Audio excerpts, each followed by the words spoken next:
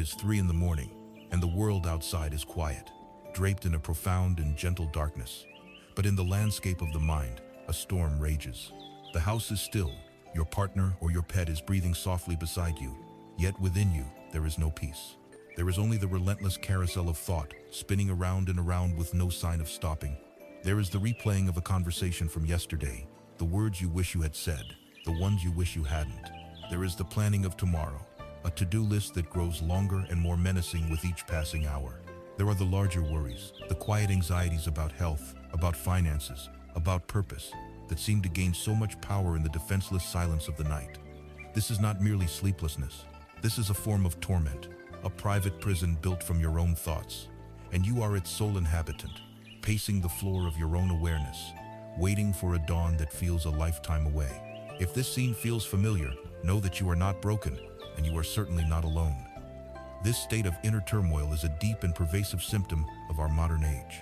We have been taught to worship at the altar of productivity, to celebrate the cult of busyness. We live in a world that is always on, a world of constant connection and endless information, a world that teaches us that stillness is laziness, and that a quiet mind is an unproductive one. We have been trained from a very young age to run, to achieve, to optimize, to fill every single moment with doing, and in the process, we have forgotten the simple, sacred art of being. The problem, you see, is not a lack of sleep. The problem is an excess of thinking, an addiction to a mental momentum that we no longer know how to stop. We have forgotten where the off switch is. But what if the solution was never about fighting this storm, or trying to shout over the noise of your own mind? What if the answer was not to be found in forcing the thoughts to go away, but in learning how to allow them to be there, without letting them consume you? What if peace is not a distant destination you must travel to, but a skill you can cultivate, a space you can learn to inhabit, right here, in the very heart of the chaos? This is the gentle invitation of Zen Buddhist wisdom. It is not offered as a complex religion you must adopt, but as a practical, timeless technology for the human mind.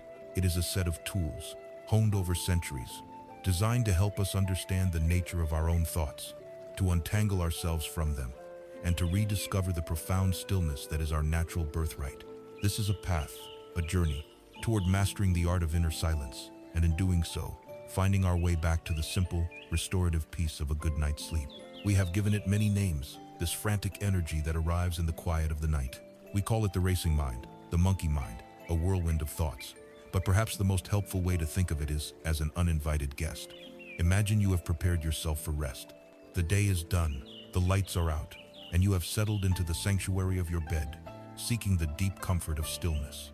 And then, without knocking, without any announcement at all, the guest arrives. It doesn't use the door. It is simply there, sitting in the center of your awareness, speaking in a voice that is loud, insistent, and sounds exactly like your own. It wants to talk about the mortgage. It wants to dissect an email you sent 4 days ago. It wants to present a detailed forecast of all the things that could possibly go wrong tomorrow, next week, and 10 years from now. Our first instinct, our conditioned response, is to fight. We argue with the guest. We tell it to be quiet. We plead with it to leave. We try to wrestle it into submission, to force it out of the room of our mind. But we quickly discover a strange and frustrating truth. The guest seems to thrive on this conflict. The more we struggle against it, the stronger its voice becomes. The more we push it away, the more forcefully it occupies our inner space. This struggle is exhausting, a silent internal war waged on the battlefield of our pillow, a war that we never seem to win. And so, we lie there, drained and defeated, wondering why we are cursed with such a turbulent, disobedient mind. But the great secret, the foundational insight of this entire journey, is this: the mind is not your enemy. The problem is not the guest, but our relationship to it. We have fundamentally misunderstood its nature and our own. Let us be very clear on this point, for it changes everything. The mind's job is to think. That is its primary function, its nature. We do not get angry at our heart for beating, or our lungs for breathing, or our eyes for seeing. Yet we spend so much of our energy being furious with our minds for producing thoughts. The mind is a relentless, incessant, thought-generating organ. It produces thoughts about the past, the future, fantasies, worries, snippets of songs, random images, profound questions, and utter nonsense, all in a ceaseless, chaotic flow. This is not a sign of defect. It is a sign that the mind is working as designed. The source of our suffering, the root of the exhaustion we feel in that 3 a.m. battle, is not the existence of the thoughts themselves. It is our unconscious habit of fusing with them, of believing that we are them. When a thought of failure appears, we don't just observe it, we become a failure. When a thought of anxiety arises, we don't just notice it, we become an anxious person. We mistake the commentary for the commentator, the story for the storyteller. The goal, then, is not to shut down this thought-generating faculty, an impossible and counterproductive task. The goal is to learn how to take a step back, to create a little space, and to recognize the profound difference between the thought and the awareness that is aware of the thought. So why does this uninvited guest seem to throw its loudest parties in the middle of the night? Is the mind truly more active after dark? Not necessarily. It is simply that its stage is finally clear. During our waking day, our attention is constantly pulled outward. We are engaged in a grand and noisy drama filled with work, conversations, traffic, emails, social media feeds, and the endless demands of the external world. These distractions act like a loud soundtrack, a constant barrage of noise that keeps our attention focused on the screen of life. We are too busy, too occupied, to pay much attention to the guest muttering in the background. But when night comes, the show ends. The theater goes dark. The soundtrack of the world fades to a whisper. One by one, the external distractions are removed. And in that vast, newly created silence, the voice of the mind, which was there all along, suddenly seems to be shouting. The silence of the room becomes an amplifier for the noise within. The guest hasn't become louder. We have simply, for the first time all day, become quiet enough to truly hear it. This nocturnal monologue is often described as a stream of consciousness, and this is a powerful and accurate image. Picture a wide, fast-flowing river. A single thought is like a drop of water. It arises, seemingly from nowhere, perhaps a memory of a task left undone. That drop immediately joins another, a feeling of anxiety about that task. This anxiety then connects to a broader thought about job security, which in turn flows into a memory of a critical comment from a superior, which then cascades into a powerful feeling of inadequacy, and on it flows. Before we know it, we have fallen into this river. We are no longer resting in our bed. We are being tossed and turned by the currents of our own mind, swept far away from the peaceful shore of the present moment. We become so identified with the journey, so caught up in the rapids of our own narrative, that we completely forget we are the ones who fell into the water. We believe the river is reality, and we are powerless to its flow. This passive, hypnotic state is what keeps us trapped, believing that we have no choice but to follow every thought wherever it may lead.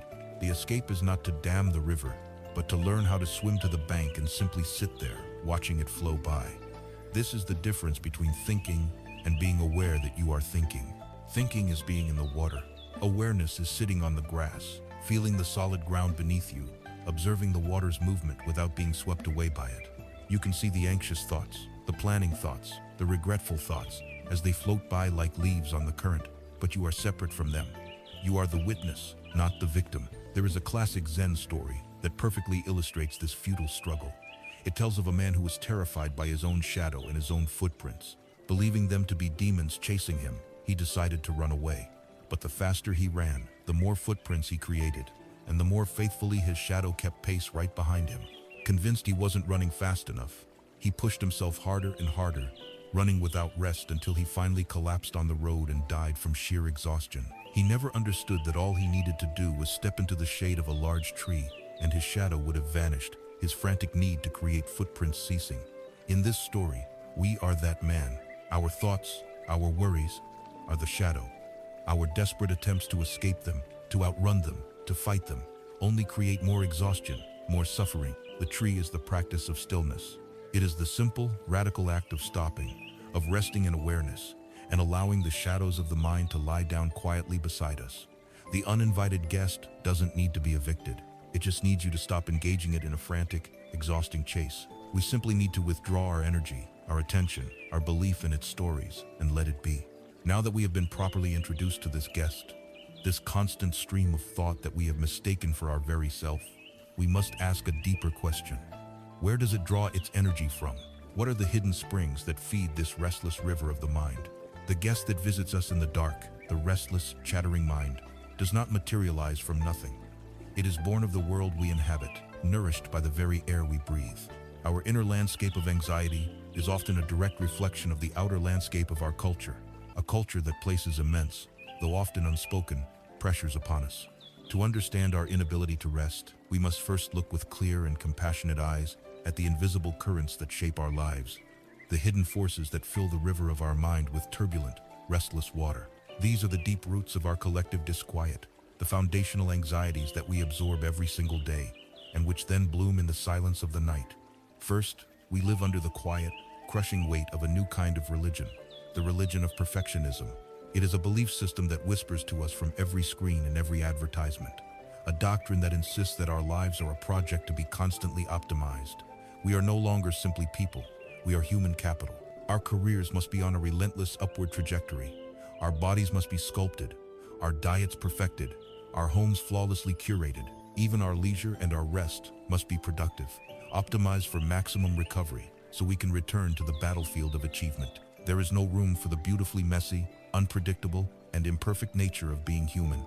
Every mistake is a catastrophe, every setback a sign of personal failure. This creates a constant, low-grade fear, a background hum of anxiety that we carry in our nervous systems. We are perpetually on trial, and the verdict is always just out of reach. When we lie down to sleep, the mind doesn't shut off this performance anxiety. Instead, it turns into our harshest inner critic, a relentless project manager reviewing the day's performance, pointing out every flaw, and creating an exhaustive, terrifying list of all the ways we must be better tomorrow. We yearn for rest, but our mind believes that to rest is to fall behind, to fail at the one project that matters most, the creation of a perfect life. This pressure is then amplified 1,000 times over by a constant, overwhelming deluge of information. Our ancestors lived in a world of information scarcity. The dangers and concerns they faced were typically immediate and local. Our nervous systems evolved for this reality, designed to handle short bursts of high alert, followed by long periods of rest. Today, we live in the opposite reality. We carry in our pockets a small, glowing portal to every crisis, every outrage, every tragedy happening anywhere in the world, at any moment. Our phones, our computers, our televisions are fire hoses of data, and we have positioned ourselves directly in their path with no way to turn them off. Every notification, every email, every news alert, every scroll through a social media feed is a small demand on our attention, a microdose of stimulation. Our brains are forced to constantly sort, evaluate, and react. This keeps our nervous systems in a perpetual state of low-grade fight or flight. We are always scanning the horizon for the next threat, the next thing to worry about, the next problem to solve. We marinate in a chemical bath of cortisol, the stress hormone. When we finally put our phone down and turn off the lights, our nervous system doesn't simply power down. It has been trained for 16 straight hours to be on high alert. So, deprived of external threats to scan, it turns its scanner inward, searching for threats in our own memories, our own anxieties, and our own imagined futures. We cannot find peace because our body and mind have been meticulously trained, all day long, to be at war. Feeding this state of anxious hypervigilance is a deep cultural hunger, the insatiable hunger for more. Our economic system and the advertising that fuels it are engineered with one primary goal: to make you feel a sense of lack. They exist to convince you that you are incomplete and that your completion can be purchased. Your happiness is just one more product, one more vacation, one more promotion away. Social media then weaponizes this feeling, presenting us with a carefully curated, endlessly scrolling feed of other people's highlight reels. We sit in the quiet reality of our own complex, messy lives and compare it to the polished, filtered fantasies of others. This act of comparison is a recipe for profound dissatisfaction. It creates a restless, striving energy, a constant feeling that what we have is not enough, that who we are is not enough. This feeling of deficiency becomes the primary fuel for our nocturnal guest. The mind spends its night hours cataloging all the things we lack, comparing our reality to the perceived reality of others, and plotting elaborate strategies to close the gap. It is a painful, endless loop. The more we look outside ourselves for validation and fulfillment, the more we feed the inner voice that tells us we are not worthy of peace just as we are. Ultimately, these pressures trap our attention in the two places where life is not actually happening: the past and the future. Our mind becomes a broken time machine, perpetually stuck.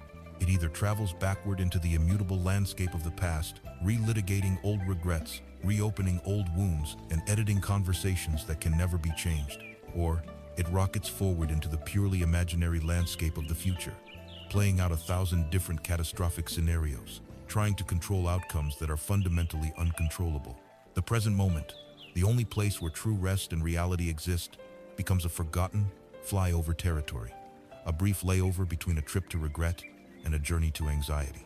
There is a story of a man who was tasked with carrying a heavy barrel of water upon his shoulders. He walked all day, his muscles aching, his face etched with strain, groaning under the immense weight. A wise person saw his struggle and asked him, "Why don't you set the barrel down and rest for a while?" The man looked back, bewildered, and replied, "Rest? I have no time for rest. I am too busy looking for more water to add to my barrel." We are this man. The water is the accumulated weight of our invisible pressures, the demand for perfection, the flood of information, the hunger for more, the regrets of the past, the fears for the future. Our culture tells us that the solution to the burden is to add more water, that more success, more knowledge, more possessions will somehow make the load lighter. The profound and simple wisdom that we have forgotten is that we have the power to simply set the barrel down. Recognizing these roots is not about casting blame on society or becoming a hermit who rejects the modern world. It is about understanding, with great compassion for yourself, the context in which your struggle arises. Your restlessness is not a personal failing. It is a logical response to an illogical set of cultural demands. By seeing these pressures for what they are, by naming them, we begin to rob them of their invisible power. We move from a state of self-blame to a state of clear-eyed, compassionate awareness. And from this place of understanding, we can now begin to explore a different way of being. Now that we see the cultural soil that nourishes our anxiety, we can turn to a timeless wisdom that teaches us about the fundamental nature of dissatisfaction itself. When we seek a remedy for a deep and persistent ailment, we must first be willing to receive a clear and honest diagnosis. A compassionate doctor does not begin with platitudes or false assurances. They begin by naming the condition precisely so that a true path to healing can be found. The first teaching the Buddha offered after his own awakening was exactly this, a diagnosis of the fundamental condition of human experience. This diagnosis is the first noble truth, the truth of dukkha. The ancient Pali word dukkha is most often translated into English as suffering. But this single word is far too narrow, too heavy, and can lead to the mistaken belief that this path is a pessimistic or morbid one. It is not. It is profoundly hopeful. To better understand its meaning, we should think of dukkha not just as overt pain, but as a spectrum of experience that includes stress, unease, tension, unsatisfactoriness, and that which is fundamentally difficult to endure. It is not a declaration that life is miserable, but a clear-eyed recognition that to live is to experience a baseline of friction and discontent. Seeing this clearly is not a cause for despair, but the very first step toward liberation. To grasp the fullness of this diagnosis, the Buddha broke it down into three distinct, though overlapping categories. The first is the most obvious, the kind of dukkha we all know intimately. It is called dukkha, which can be translated as the suffering of suffering or the suffering of painful experience. This is the raw, undeniable pain of life. It is the physical pain of a migraine headache, of a body weakened by illness, of the aging process itself. It is the sharp emotional pain of losing someone you love, the sting of betrayal or rejection, the shame of humiliation. In the context of our sleepless nights, dukkha is the direct physical discomfort of being tired but wired. It is the burning in your eyes, the dull ache in your muscles, the tension in your jaw and shoulders. It is the raw emotional frustration that rises up, the feeling of being trapped, the despair that whispers that you will never feel rested again. This form of dukkha needs no complex philosophy to be understood. It is the ouch of life, the first arrow that strikes us, an unavoidable and universal aspect of being alive in a fragile human body and heart. The second category is far more subtle, and it reveals the profound genius of this diagnosis. It is called viparinama dukkha, the suffering of change, or the suffering of pleasant experience. This may sound like a contradiction. How can pleasure be a form of suffering? The suffering arises not from the pleasure itself, but from the inherent and inescapable fact that it is impermanent. Nothing lasts. The most beautiful sunset fades to black. The most wonderful vacation comes to an end. The most delicious meal is eventually finished. Even our most cherished moments of joy, love, and success are transient. Because we know this, even if only subconsciously, a subtle anxiety is woven into the fabric of our happiness. We grasp at pleasant experiences, trying to hold on to them, and we feel a sense of loss and grief when they inevitably slip through our fingers. Lying in bed, viparinama dukkha is a primary driver of our anxiety. Perhaps you feel a wave of drowsiness, a moment of peaceful letting go. Immediately, the mind grasps it. Oh, this is it. Don't lose it. And in that very act of clinging, the peace is shattered.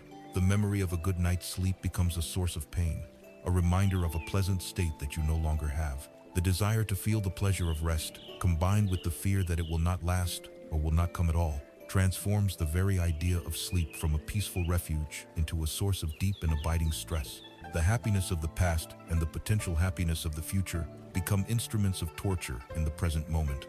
The third and most profound form of dukkha is called sankhara dukkha, the suffering of conditioned states, or the suffering of existence itself. This is the background hum of dissatisfaction that is present even when there is no overt pain and no immediate loss of pleasure. It is a fundamental insecurity and unreliability that is woven into the very nature of our being. We are not solid, permanent, independent selves. We are, as we will explore later, a temporary collection of constantly changing processes, physical and mental. This inherent fragility, this lack of a solid core, this truth that we are not fully in control of our lives, our health, or our minds, generates a baseline of tension. It is that vague, restless feeling that something is not quite right, a subtle friction that underlies all of our experience. For the person lying awake at night, sankhara dukkha is the engine of the restless mind itself. It is the raw, untethered energy that looks for things to worry about. It is the foundational anxiety that exists before it attaches itself to a specific story about work or money or a relationship. It is the feeling of being a vulnerable, conditioned creature in an unpredictable world. This is the deepest layer of the diagnosis, the core restlessness that we seek to soothe not by changing the stories, but by understanding the very nature of the mind that tells them. To illustrate how we interact with this reality, the Buddha offered a simple and powerful parable. He said that in life, we cannot avoid being struck by a first arrow. This first arrow represents the unavoidable dukkha of life, the sickness, the losses, the disappointments, the simple fact of a sleepless night. This arrow hurts. It is real. It is a given of the human condition. However, most of us, immediately after being struck by the first arrow, do something extraordinary. We reach back into our quiver and we shoot ourselves with a second arrow. This second arrow is our mental reaction to the first. It is our anger, our resentment, our self-pity, our fear. It is the story we tell ourselves about the first arrow. The first arrow is the physical reality of being awake. The second arrow is the thought, this is a catastrophe. I will be useless tomorrow. Why is this happening to me?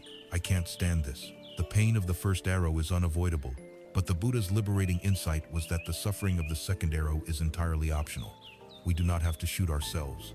Our real suffering is not the sleeplessness. It is our panicked, fearful, and resistant relationship to the sleeplessness. The entire spiritual path, in a sense, is learning how to feel the sting of the first arrow without firing the second. To see our restlessness through the lens of dukkha is not to resign ourselves to a life of misery. It is the opposite. It is to finally put down the heavy burden of self-blame. We see that our anxiety, our dissatisfaction, our inability to find lasting peace is not a personal failure. It is not a sign that we are uniquely broken or flawed. It is, instead, the universal, shared condition of all beings. There is an immense relief in this recognition, a sense of camaraderie with all of life. It is the moment a patient finally receives a clear diagnosis for a mysterious illness. The confusion falls away, and for the first time, a clear path forward becomes visible. And just as with any good diagnosis, the next logical and hopeful question must be asked. Now that we have named the illness, what is its cause? Having received the diagnosis, the clear and compassionate recognition of dukkha, the wise physician takes the next essential step. They do not leave us with a name for our ailment and walk away. They seek its root, its origin, its cause. For in understanding the cause, we find the map to the cure. This is the second noble truth, the truth of samudaya, which translates as the origin or the arising of our dissatisfaction. The Buddha identified a single, powerful root from which all our secondary arrows of suffering fly. He gave it the name tanha. This ancient word is often translated as craving or desire, but its essence is more primal, more visceral. It is best understood as a thirst. It is a deep, burning, relentless thirst for things to be other than they are. It is this very thirst that fuels the engine of restlessness, that feeds the uninvited guest, that keeps us turning on the spit of our own anxieties, night after night. This thirst, this tanha, is not a single entity. It is a force with three distinct faces, three powerful currents that pull us away from the peaceful shore of the present moment. The first, and most easily recognizable, is kamatana. the thirst for pleasant sense experiences. This is the constant pull of our senses toward that which feels good.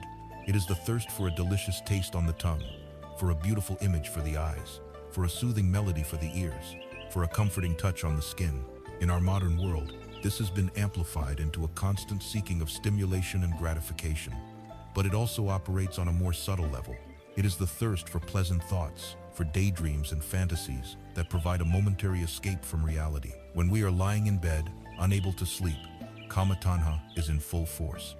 It is the intense craving for the specific physical sensation of deep, comfortable sleep. The mind creates a vivid fantasy of this state, the feeling of heavy limbs, a quiet mind, the blissful sensation of letting go. This fantasy, in itself a pleasant thought, creates a painful and immediate contrast with our current reality of tense muscles, buzzing thoughts, and raw-eyed wakefulness. We are thirsting for a feeling that is not present, and this gap between our desire and our reality is a profound source of frustration and tension. We are chasing a ghost, a sensory memory, and the chase itself is what keeps us painfully awake. The second face of this thirst is deeper, and it goes to the very heart of our identity. It is bhava tanha, the thirst for becoming, the thirst for existence. This is not just a thirst for a fleeting pleasure. It is the thirst to be someone, to become something more, to solidify and enhance our sense of self. It is the driving force behind our ambition, our goals, and our deep-seated need to continue, to endure, to make our mark. It is the ego's tireless project of self-construction. This is the inner voice that whispers, I need to become a person who is successful. I must be seen as a good parent. I need to be healthier, wiser, better. It is a constant striving toward a future, idealized version of ourselves. At night, bhava tanha is the author of our most anxious narratives. The mind endlessly rehearses presentations, plans its next move on the career ladder, and worries about its status in the eyes of others. In the context of sleep, it manifests in a particularly cruel and ironic way. The mind generates the thought, I must become a good sleeper. This thirst to attain the identity of a person who sleeps well creates an enormous amount of pressure. Sleep is no longer a natural process of release. It becomes a performance, a goal to be achieved, a test of our worth. And, of course, the harder we try to become a sleeper, the more we solidify our anxious identity as a person who is struggling with sleep, making the state more rigid and seemingly inescapable. Our very thirst to exist in a future state of rest is precisely what prevents that state from arising in the present. The third face of tanha is the opposite of the second, yet it is equally powerful. It is vibhava tanha, the thirst for non-existence, or the thirst for annihilation. This is the energy of aversion, of pushing away. If bhavatana is the desperate pull toward a desired object or state, vivatana is the violent push away from an unpleasant one. It is the frantic voice in our head that screams, I want this anxiety to stop, right now. It is the feeling of hatred toward our own racing thoughts.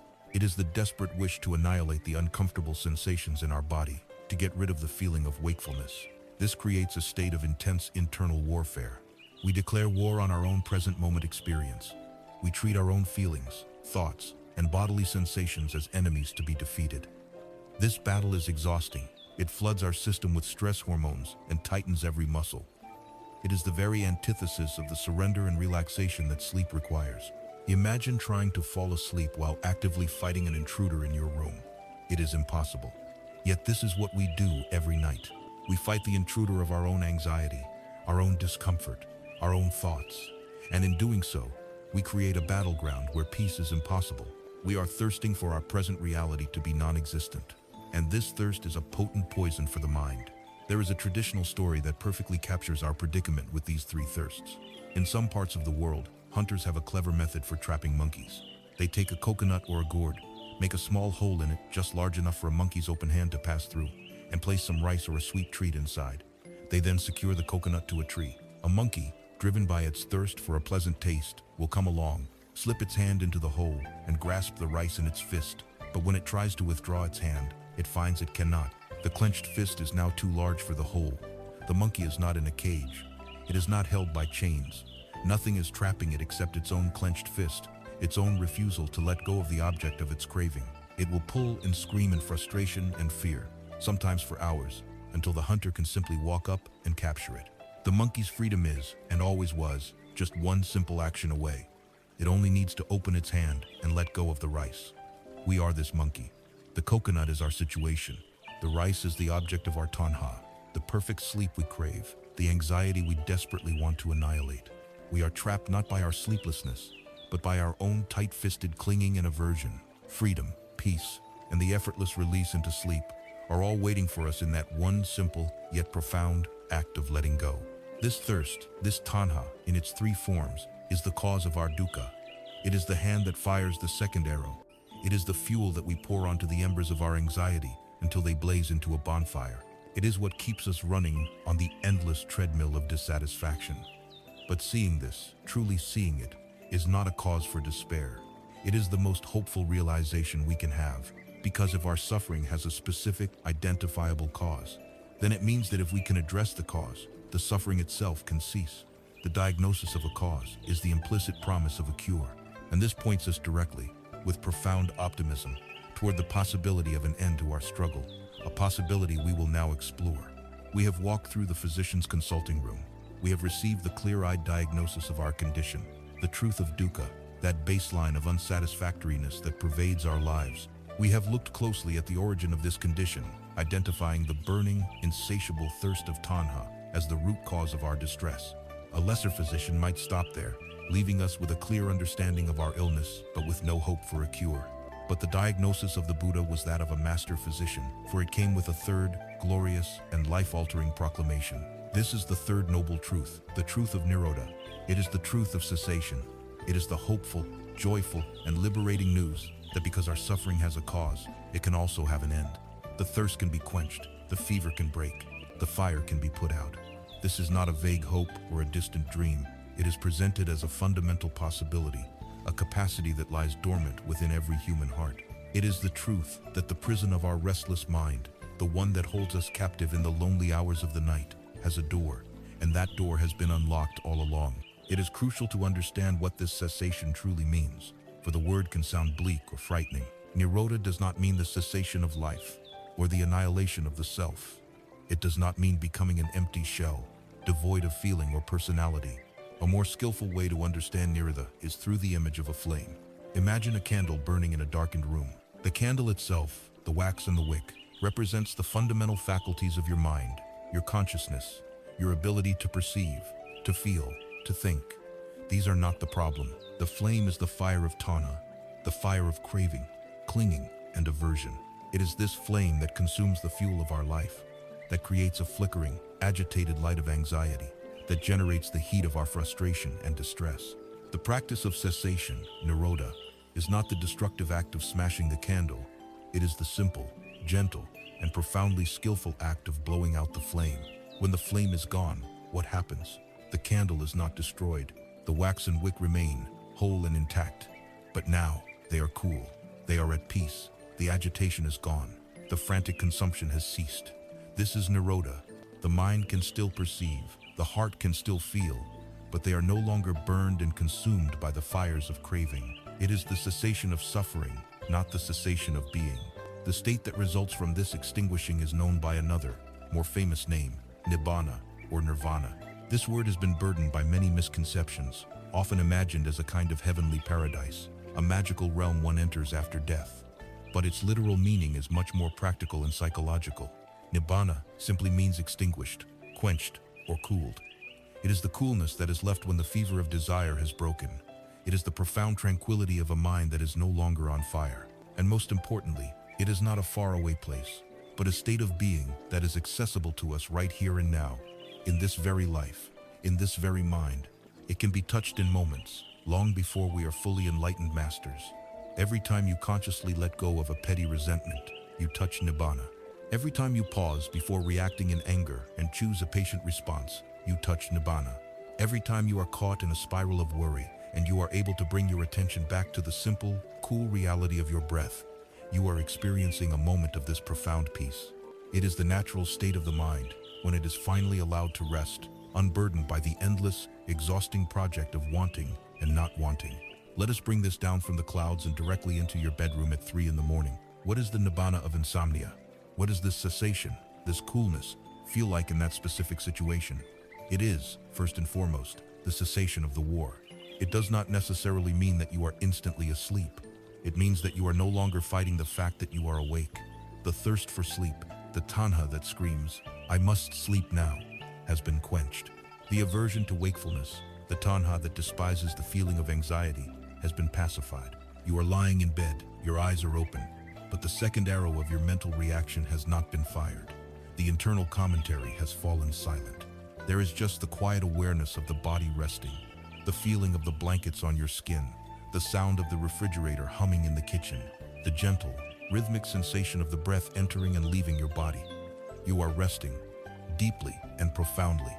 Even though you are not asleep, the mind is no longer at war with the present moment. It has surrendered. And in this surrender, it finds a peace that is far more restorative than a sleep filled with anxious dreams. Paradoxically, this state of complete, non-striving acceptance is the most fertile ground from which natural, effortless sleep can finally arise. By giving up the goal of sleep, you create the perfect conditions for it to happen. This reveals the central mechanism of nirodha. Peace is not something we gain, achieve, or conquer. That entire mindset is the mindset of tanha, of becoming, of adding another accomplishment to our ego's collection. The peace of nibbana is not found through addition, but through subtraction. It is what is revealed when we let go. We let go of the struggle. We let go of our desperate clinging to desired outcomes. We let go of our violent aversion to our present reality. We let go of the deeply ingrained belief that we need something more than what this moment offers in order to be whole and at peace. It is a radical act of unclenching the fist. For years, we have been the monkey, holding on to the rice in the coconut, believing that our happiness lies in possessing it, all the while being trapped by our own grip. Nirodha is the sudden, liberating realization that we can simply open our hand. The rice was never worth the price of our freedom. The struggle was never worth the price of our peace. So, the journey through the first three truths brings us to this incredibly hopeful place. We have seen our illness, dukkha. We have identified its cause, tanha. And now, we have received the prognosis. A complete recovery is possible through the cessation of that cause, nirodha. The suffering we experience is not a life sentence. It is not an intrinsic part of who we are. It is a conditional process. And when the conditions are removed, the suffering dissolves. A natural, practical, and urgent question immediately arises. If the flame of suffering can be extinguished, how exactly do we blow it out? If the door of the prison is unlocked, what are the specific, step-by-step instructions for walking through it to our freedom? This question leads us, finally and gratefully, to the path itself, the fourth and final noble truth. When our sight is clear, when the lens through which we view the world has been wiped clean of the most distorting smudges of delusion, we are faced with a profound and pivotal question. Now that I see, where do I direct my gaze? Now that I understand the landscape, in which direction do I walk? This is where the path moves from passive understanding to active engagement, from the realm of wisdom to the realm of will. This is the domain of sammasankappa, right intention, the second pillar of the wisdom group on this ancient path. If right view is the map that shows us the terrain of reality, then right intention is the compass we hold in our hand, constantly guiding our every step, our every thought, our every aspiration. It is the rudder of the mind, steering the vessel of our being away from the rocky shores of suffering and toward the open ocean of liberation. In our modern world, we are obsessed with action, with the what. What did you achieve? What did you buy? What did you post? But the Dharma asks us to look one layer deeper, to the far more crucial question of why. Why did you do it? What was the energy, the volition, the mental impulse that gave birth to that action? This is intention. It is the seed from which all of our words and deeds grow. A beautiful flower can grow from a healthy seed, and a toxic weed can grow from a poisoned one. The soil of the world may be the same for both, but the nature of the seed determines the nature of the plant. So too, with our lives. Two people can perform the exact same action, but if their underlying intentions are different, the karmic result, the internal residue, will be worlds apart. One person gives a gift to another out of genuine love and a desire to see them happy. The other gives the same gift out of a desire for recognition or to create a sense of obligation. The external action is identical. The inner worlds could not be more different. The first cultivates connection and joy. The second cultivates ego and attachment. Right intention, therefore, is not about wishful thinking or vague hopes. It is a conscious, deliberate choice to align our inner world with the truths we have come to see. It is the practice of purifying the very source of our actions. The teachings elegantly categorize right intention into three essential types: three directions in which we must learn to point our inner compass. The first is the intention of renunciation. The very word, renunciation, can sound harsh to the modern ear, conjuring images of self-denial and austere deprivation. But in the context of the Dharma, its meaning is gentle, liberating, and full of wisdom. It is not about renouncing the world, but about renouncing our feverish, painful grip upon it. It is the intention to let go. It is the turning away from the insatiable thirst of tanha, the craving that we have already seen as the root of our dissatisfaction. Think of holding a burning coal in your hand. Renunciation is not the punishment of losing the coal. It is the supreme relief of dropping it. In our daily lives, this intention manifests as a subtle shift in perspective. It is the willingness to let go of our attachment to outcomes, to release our need to control every situation. It is the inner whisper that reminds us we can enjoy a beautiful sunset without needing to possess it, that we can love someone deeply without needing them to conform to our expectations. It is the practice of finding joy in simplicity rather than complexity, in contentment rather than constant acquisition. The intention of renunciation is the choice for inner freedom over outer accumulation. It is the profound realization that true wealth is not what you have, but what you can do without. The second direction for our compass is the intention of goodwill, or non-ill will. This is the direct antidote to the poison of anger, resentment, hatred, and aversion. It is the active cultivation of what is known as metta, or loving kindness. It is the simple, powerful, and unconditional wish for all beings, including ourselves, to be happy and well. Holding on to anger is a painful act. It is a state of constant tension, a fire that burns within, consuming our own peace long before it ever touches the person who is the object of our anger. The intention of goodwill is the conscious decision to stop feeding that fire.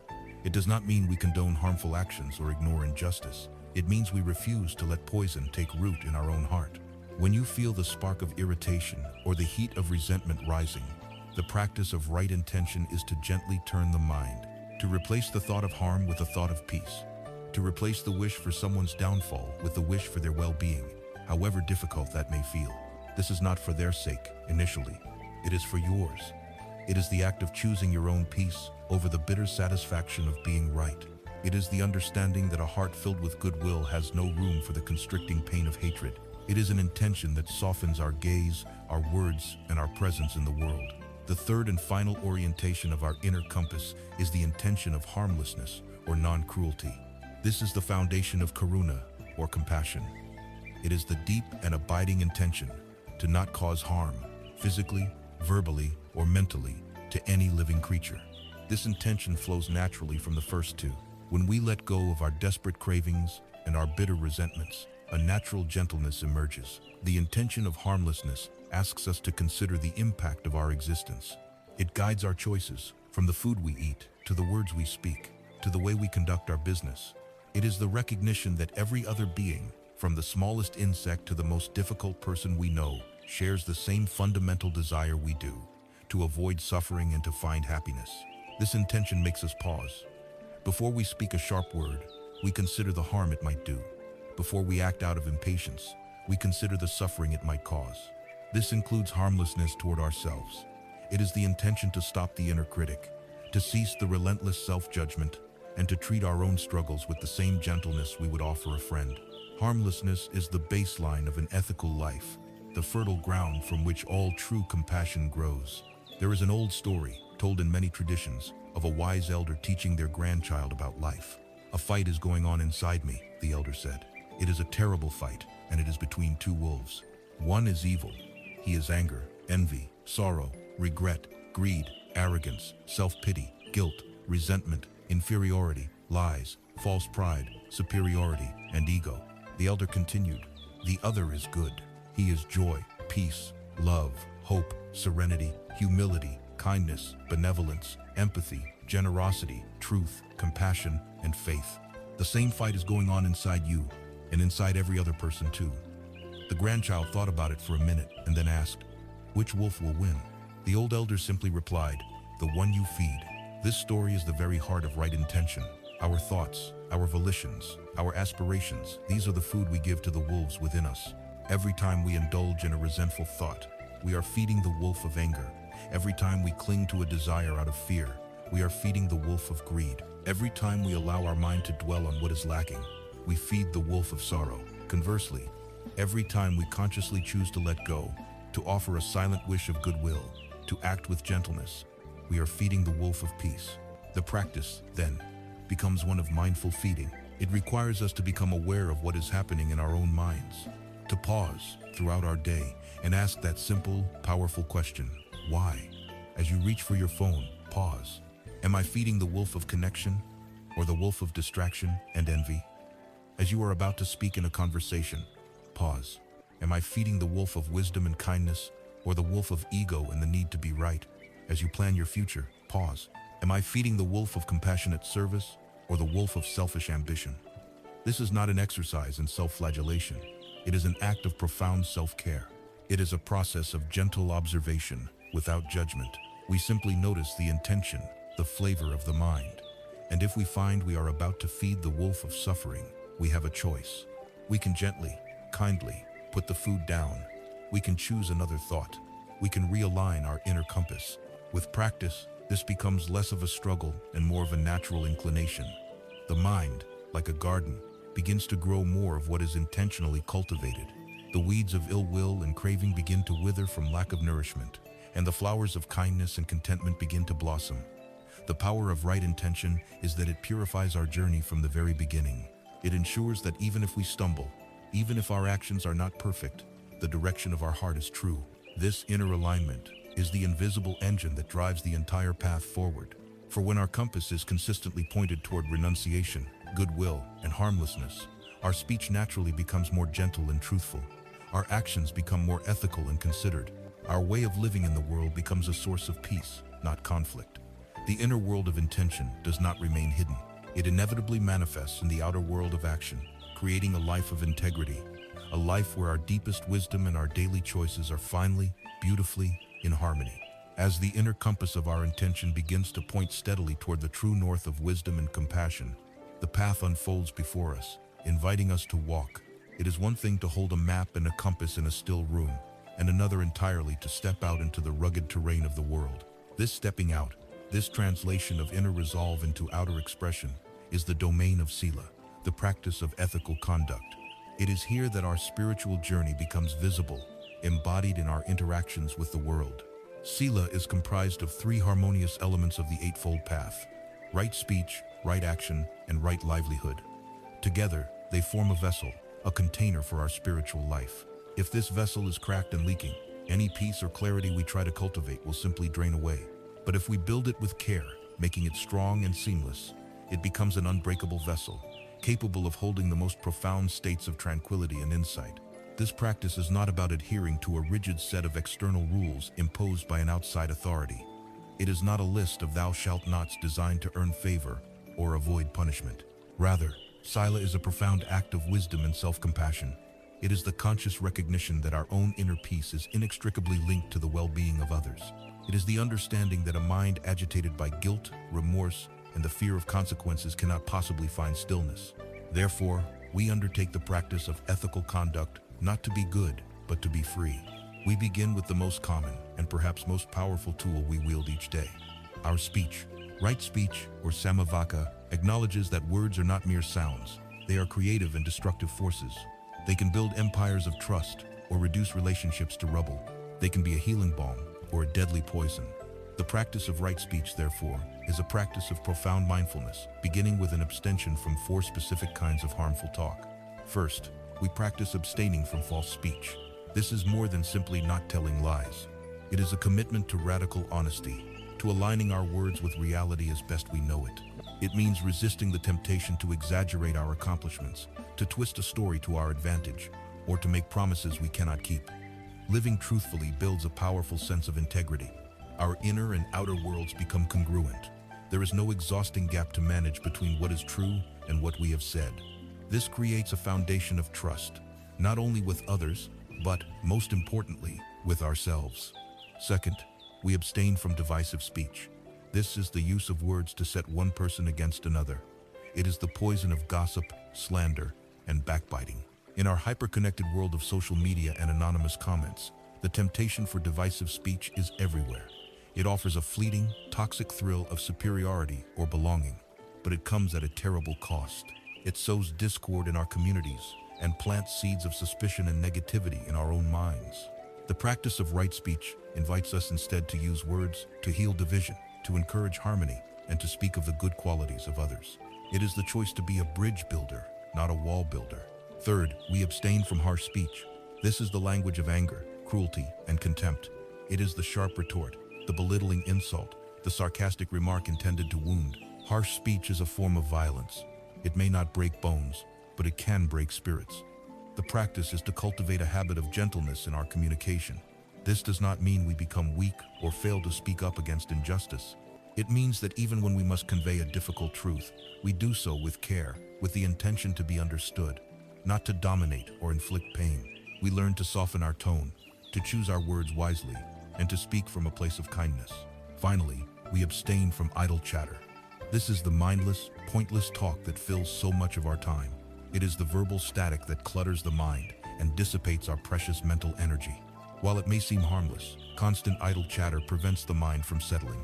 It keeps us tethered to the superficial, afraid of the silence where true insight can arise. The practice here is to learn the value of noble silence. It is to ask, before speaking, is what I am about to say true? Is it kind? Is it necessary? Is it beneficial? If the answer is no, we can simply enjoy the gift of silence, allowing our minds to rest and conserve their energy for what truly matters. From the realm of speech, Sila moves to the realm of the body. Right action, or Sama Kamanta, asks us to ensure that our physical actions are also vehicles for peace. Like right speech, it is defined by abstaining from certain harmful behaviors. First is the deep commitment to abstain from taking life. At its most basic, this is a vow of non-violence, but it extends into a profound respect for all living beings. It encourages us to see the life force that animates us as the same life force that animates others, from the largest mammal to the smallest insect. It is a radical commitment to protect and nurture life wherever we can, to walk upon the earth with a gentle step, recognizing that our own survival does not require the willful destruction of others. Second is the practice of abstaining from taking what is not given. This is the precept against stealing, but its spirit extends far beyond simple theft. It is about respecting the belongings and resources of others. It means not taking advantage of a situation for unfair gain, not exploiting a person's trust, not consuming more than our fair share. The antidote to taking what is not given is the practice of generosity, or dana. It is the cultivation of a heart that delights in giving, that finds more joy in sharing than in hoarding. This practice frees us from the anxious, grasping mind, and fills us with a sense of abundance and connection. Third is the abstention from sexual misconduct. This is often misunderstood as a puritanical rule. In reality, it is a call for profound respect, honesty, and care within our intimate lives. It means avoiding any sexual expression that causes harm to ourselves or to others. This includes actions based on exploitation, deception, coercion, or infidelity. It is a commitment to conduct our relationships with clarity, consent, and mutual kindness, recognizing the vulnerability and trust that intimacy requires. It is about ensuring that this powerful energy is a source of connection and joy, not confusion and suffering. Finally, these principles of ethical speech and action are woven into the very fabric of our daily lives through the practice of right livelihood, or sama ajiva. This acknowledges that for most of us, a huge portion of our life is spent at work. If our work fundamentally contradicts our values, it creates a deep and painful split within us. The teachings traditionally list certain livelihoods to be avoided, such as those involving weapons, the slaughter of beings, poisons, or intoxicants. The underlying principle is simple: to earn one's living in a way that does not bring harm to others. In our complex modern economy, this requires careful reflection. We must ask, does my work contribute to the well-being or the suffering of the world? Does it depend on exploitation of people or the planet? Does it promote greed and delusion, or clarity and connection? For some, this reflection may lead to a change in career, but for many, the practice is about transforming our attitude within our current work. It is about bringing Channu, Chanyip, to our desk, our store, our hospital, or our workshop. It is the practice of conducting our business with honesty, treating our colleagues with kindness, performing our tasks with mindfulness, and finding ways to be of genuine service, no matter our job title. It transforms work from a mere necessity into a part of our spiritual path.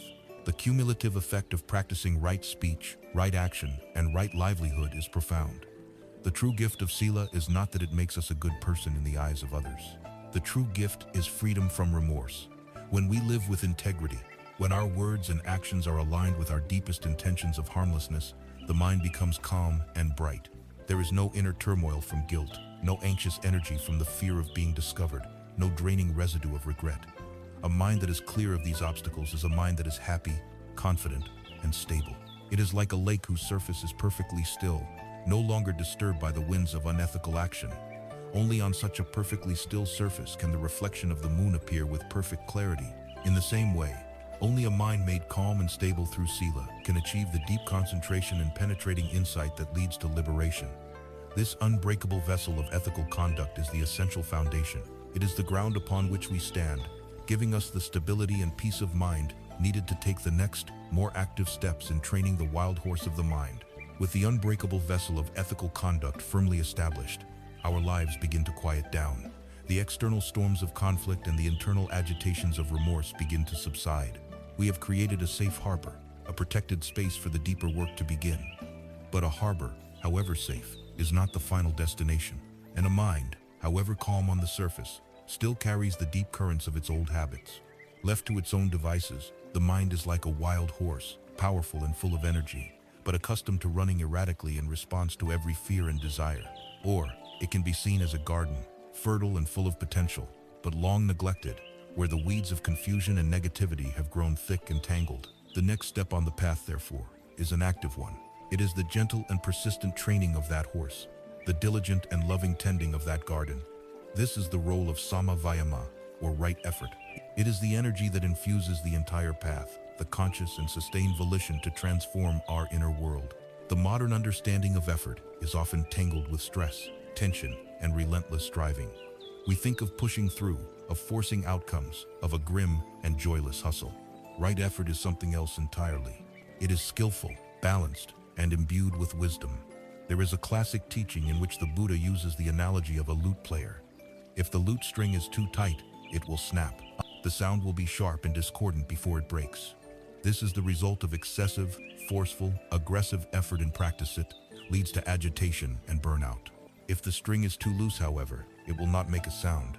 It produces a dull, lifeless thud. This is the result of laxity, of a lazy or uninspired practice that goes nowhere. The art of the musician is to find the perfect tension, the middle way, where the string is neither too tight nor too loose, so it can produce a beautiful, resonant, and harmonious sound. So it is with our effort. It must be balanced.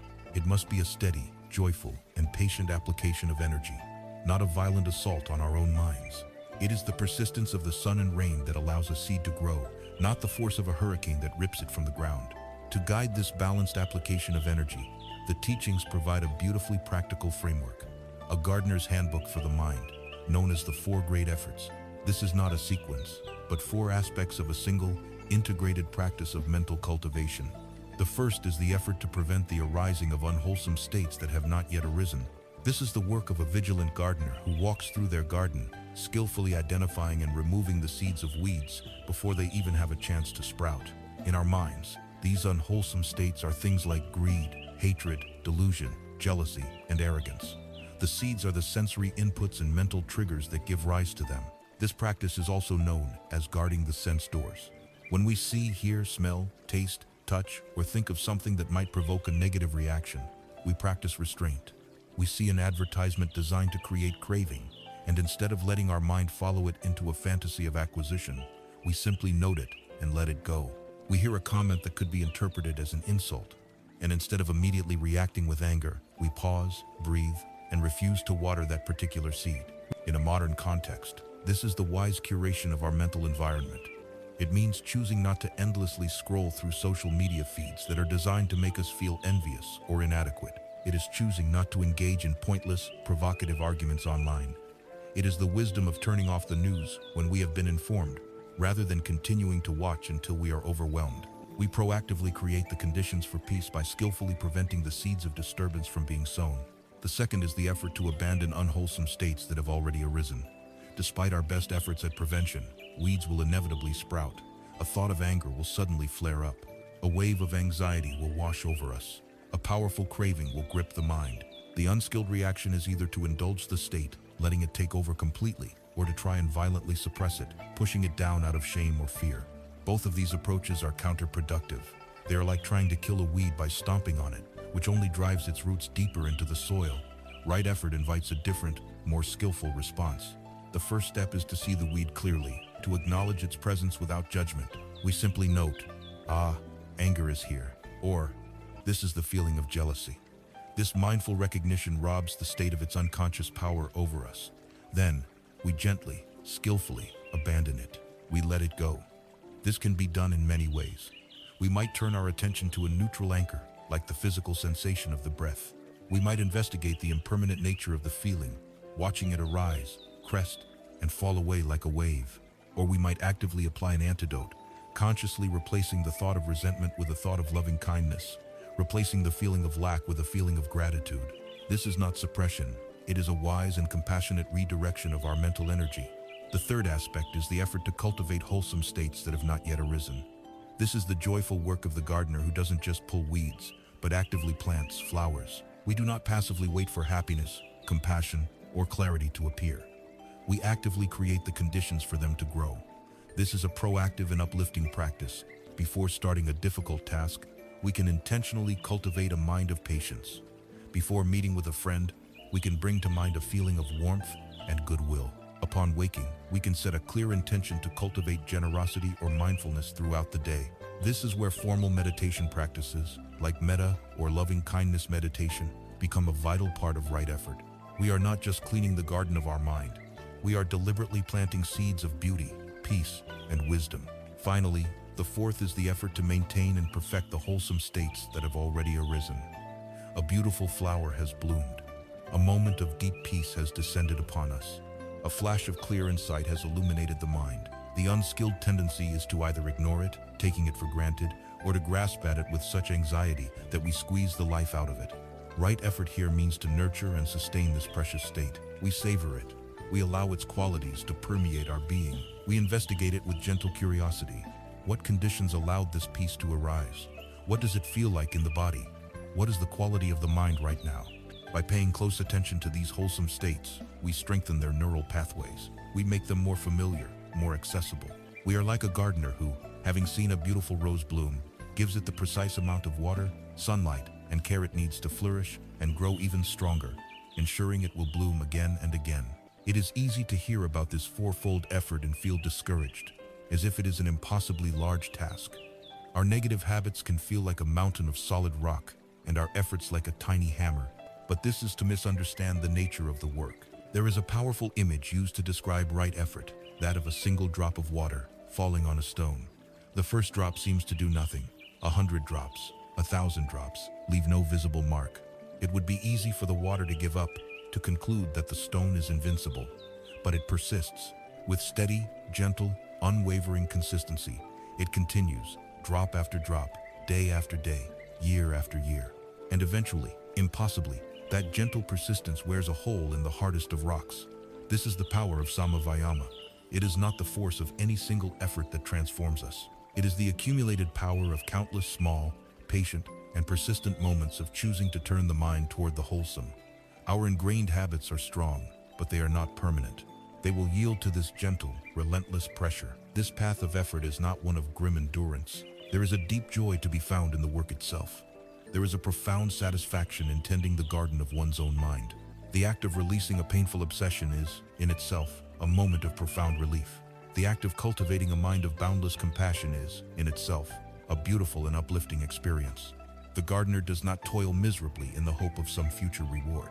The gardener finds fulfillment in the very act of connecting with the earth, of nurturing life, of creating beauty and order.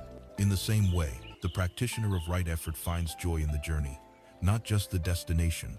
For this diligent work to be possible, however, one ingredient is absolutely essential. We must be able to see what is happening in our own mind from moment to moment. How can we abandon a weed we do not see? How can we prevent a seed from sprouting if we are unaware of its presence? How can we nurture a flower if we fail to notice it has bloomed? This constant, vigilant, non-judgmental awareness is the very essence of the next factor on the path.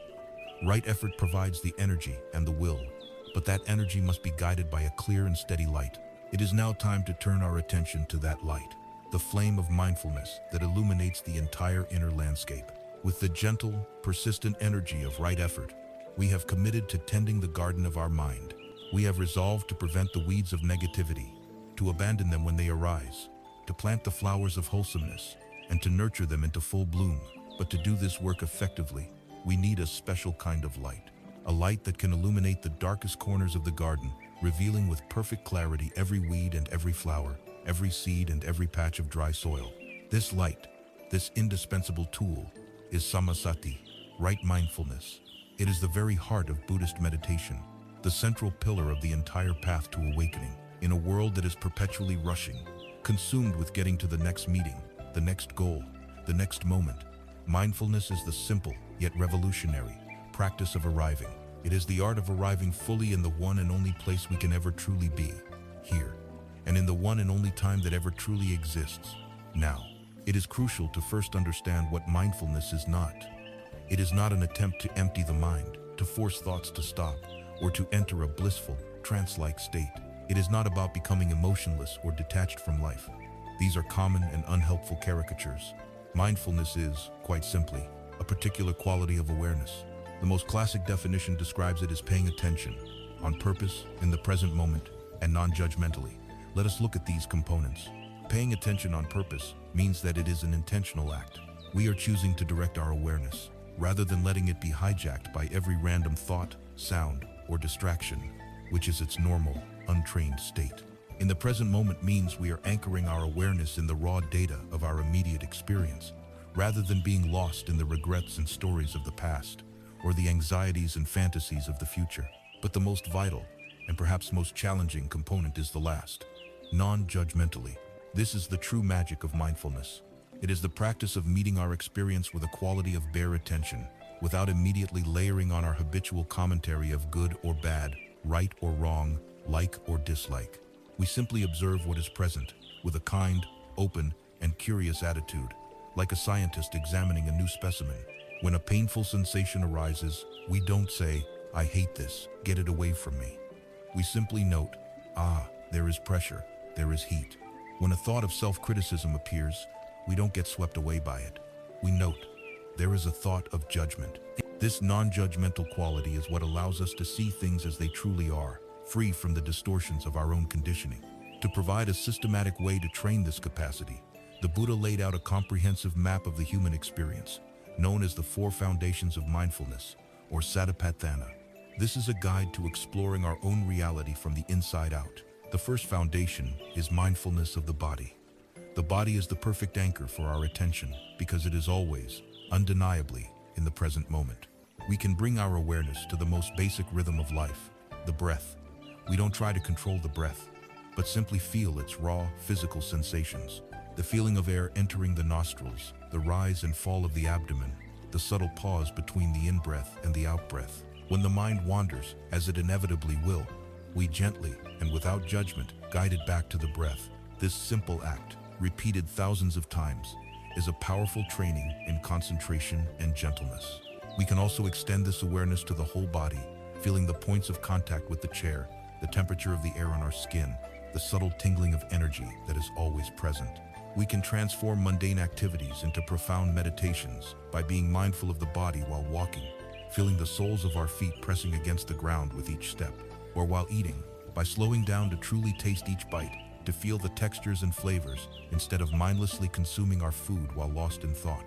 The second foundation is mindfulness of feelings, or more accurately, feeling tones.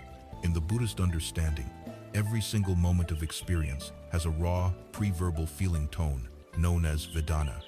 It is either pleasant, unpleasant, or neutral. Our entire unenlightened life is an unconscious, knee-jerk reaction to these tones. We spend our days chasing after pleasant feelings, running away from unpleasant ones, and trying to escape the boredom of the neutral ones. This relentless chase is a primary source of our stress and suffering. Mindfulness of feeling tones allows us to interrupt this cycle. We learn to observe these tones as they arise without immediately reacting. We can feel an unpleasant sensation in the body and simply note, unpleasant, without adding the second layer of mental suffering, I can't stand this. We can experience a moment of joy and simply note, pleasant, without the anxious clinging that whispers, don't let this end. This practice cultivates a profound emotional balance, an ability to be with the full spectrum of human experience without being thrown off balance by it. The third foundation is mindfulness of the mind itself, or consciousness. Here, we turn the light of awareness back onto the one who is aware. We begin to notice the overall state of our mind. Is the mind right now greedy or generous? Is it angry or peaceful? Is it scattered or concentrated? We learn to recognize these mind states not as who we are, but as transient weather patterns passing through the vast sky of our awareness. We learn that we are the sky, not the passing clouds. Instead of being lost in anger and declaring I am angry, we can mindfully observe there is a state of anger present in the mind. This subtle shift in language reflects a profound shift in perspective. It creates a space between our true nature and our fleeting emotional states, and in that space, we find freedom. The fourth and most subtle foundation is mindfulness of mental objects, or dhammas. This involves observing the very content of our thoughts and the patterns of how our mind operates. We learn to see a thought not as an undeniable truth, but simply as a thought, a transient event in the mind. A thought about the future arises, we see it, we note it as thinking, and we let it dissolve without following it into an elaborate story. Here, we begin to see directly how suffering is created in our own minds. We see how a thought of craving leads to a feeling of lack, how a memory can trigger a wave of sadness. We are no longer just a victim of these processes. We become a conscious observer of them, and this observation is the beginning of their unraveling. The great gift of all four foundations of mindfulness is the creation of a space. There is a famous insight from the psychiatrist and Holocaust survivor Viktor Frankl. Between stimulus and response, there is a space. In that space is our power to choose our response. In our response lies our growth and our freedom. For most of us, this space does not exist. Our lives are lived on autopilot. A stimulus occurs, someone says a harsh word, and the response of anger is instantaneous and automatic. We are like puppets on a string, pulled by our conditioning. Mindfulness is the practice of creating, widening, and inhabiting that sacred space. The harsh word is spoken, stimulus. But now, because of our training, a pause arises. In that pause, we mindfully observe the flash of heat in the chest, the tightening of the jaw, the arising of the thought, how dare they? We see it all clearly, without judgment. And because we see it, we are no longer compelled by it. We have a choice. We can respond with anger, escalating the conflict, or we can respond with a chosen calmness, with a question, or with silence. This is the difference between reactivity and responsiveness. It is the difference between being a prisoner of our past and the creator of our future. Imagine a tightrope walker, poised to cross a vast canyon. Their life depends on their focus. They cannot afford to be lost in regret about a wobbly step they took a moment ago. That is the past. They cannot be lost in anxious fantasy about reaching the safety of the other side that is the future. Their entire being, their survival, must be poured into the present moment, into the feeling of the rope beneath their foot, the subtle shifts of balance in their body, the precise placement of the next step. This absolute, life-affirming presence is the quality of attention that mindfulness cultivates. Our life is this canyon, and our daily moments are this tightrope walk. Mindfulness teaches us how to walk it with grace, with balance, and with unwavering attention. When this practice of present moment awareness is fueled by the steady energy of right effort, something remarkable begins to happen. The mind, once like a candle flame flickering wildly in the wind, becomes steady, calm, and luminous. It gathers itself, becoming unified and stable. This emergent quality of a mind that is both tranquil and powerfully focused is the natural outcome of dedicated mindfulness practice. It is the gateway to the final element of mental training, a state of deep, unwavering collectedness known as samma samadhi, or right concentration. With our ethical conduct providing a firm and stable ground, with the gentle energy of right effort fueling our journey, and with the clear, unwavering light of mindfulness illuminating our path, we arrive at the culmination of mental training. This is samma samadhi, or right concentration. It is not so much a new technique to be learned as it is the beautiful and natural harvest of the seeds we have so patiently sown. When the other factors of the path, especially effort and mindfulness, are cultivated in harmony, the mind begins to do something extraordinary. It begins to gather itself. It ceases to be a scattered, fragmented, and conflicted entity, and instead becomes unified, collected, and whole. This state of profound unification, of an unshakable and luminous stillness, is samadhi. It represents the mind's homecoming to its own intrinsic nature, a nature that is often obscured but never truly lost. Our ordinary state of mind is one of dispersal. It is like a restless monkey, swinging wildly from one branch to another, a branch of memory, a branch of future fantasy, a branch of sensory desire, a branch of anxious worry. Our mental energy is constantly leaking away in 1,000 different directions. We may experience moments of concentration in daily life, such as when we are absorbed in a thrilling movie or a captivating project. But this ordinary concentration is often driven by craving and lacks the quality of detached, wise awareness. Right concentration is different. It is a wholesome state, built upon the foundation of ethical living and saturated with the calm, non-judgmental quality of mindfulness. It is a focus that is both powerful and peaceful, both sharp and serene. There is a wonderfully simple and profound analogy that illuminates the nature of samadhi. Imagine you are holding a glass of water, freshly scooped from a muddy pond. The water is filled with dirt, silt, and sediment. It is opaque, turbulent, and you cannot see through it at all. This is the ordinary, untrained mind, clouded by the 5 hindrances: sensory desire, ill will, sloth and torpor, restlessness and worry, and skeptical doubt. As long as you keep shaking the glass, constantly agitating it with new thoughts and reactions, the water will remain cloudy. You cannot force the mud to vanish. The practice of sila, ethical conduct, is like finding a stable, level place to set the glass down. The practice of mindfulness is the conscious decision to stop shaking the glass, and samadhi is the natural process that unfolds next. You do not command the sediment to settle. You simply create the conditions of stillness, and by the universal law of gravity, the particles of mud begin to slowly, gently, drift to the bottom. As this happens, the water at the top begins to clear. The longer it is left in undisturbed stillness, the clearer it becomes, until eventually the water is perfectly transparent, luminous, and still. You can now see right through it with perfect clarity. A mind that has entered samadhi is precisely like this. The hindrances have settled, and the mind's natural quality of luminosity and clarity shines forth, capable of reflecting reality with unerring precision. As this process of settling deepens, the practitioner may experience profound states of meditative absorption known as the jhanas. It is not necessary to understand their technical intricacies, but to appreciate them as landscapes of a profoundly purified mind. As the primary hindrances of craving and aversion settle, a powerful sense of joy and happiness, born of seclusion from these usual torments, begins to flood the mind. The mind becomes effortlessly one-pointed, resting with its object of meditation in a state of blissful focus. This is the first jhana. As the concentration deepens still further, the initial mental activity of placing the mind on the object falls away.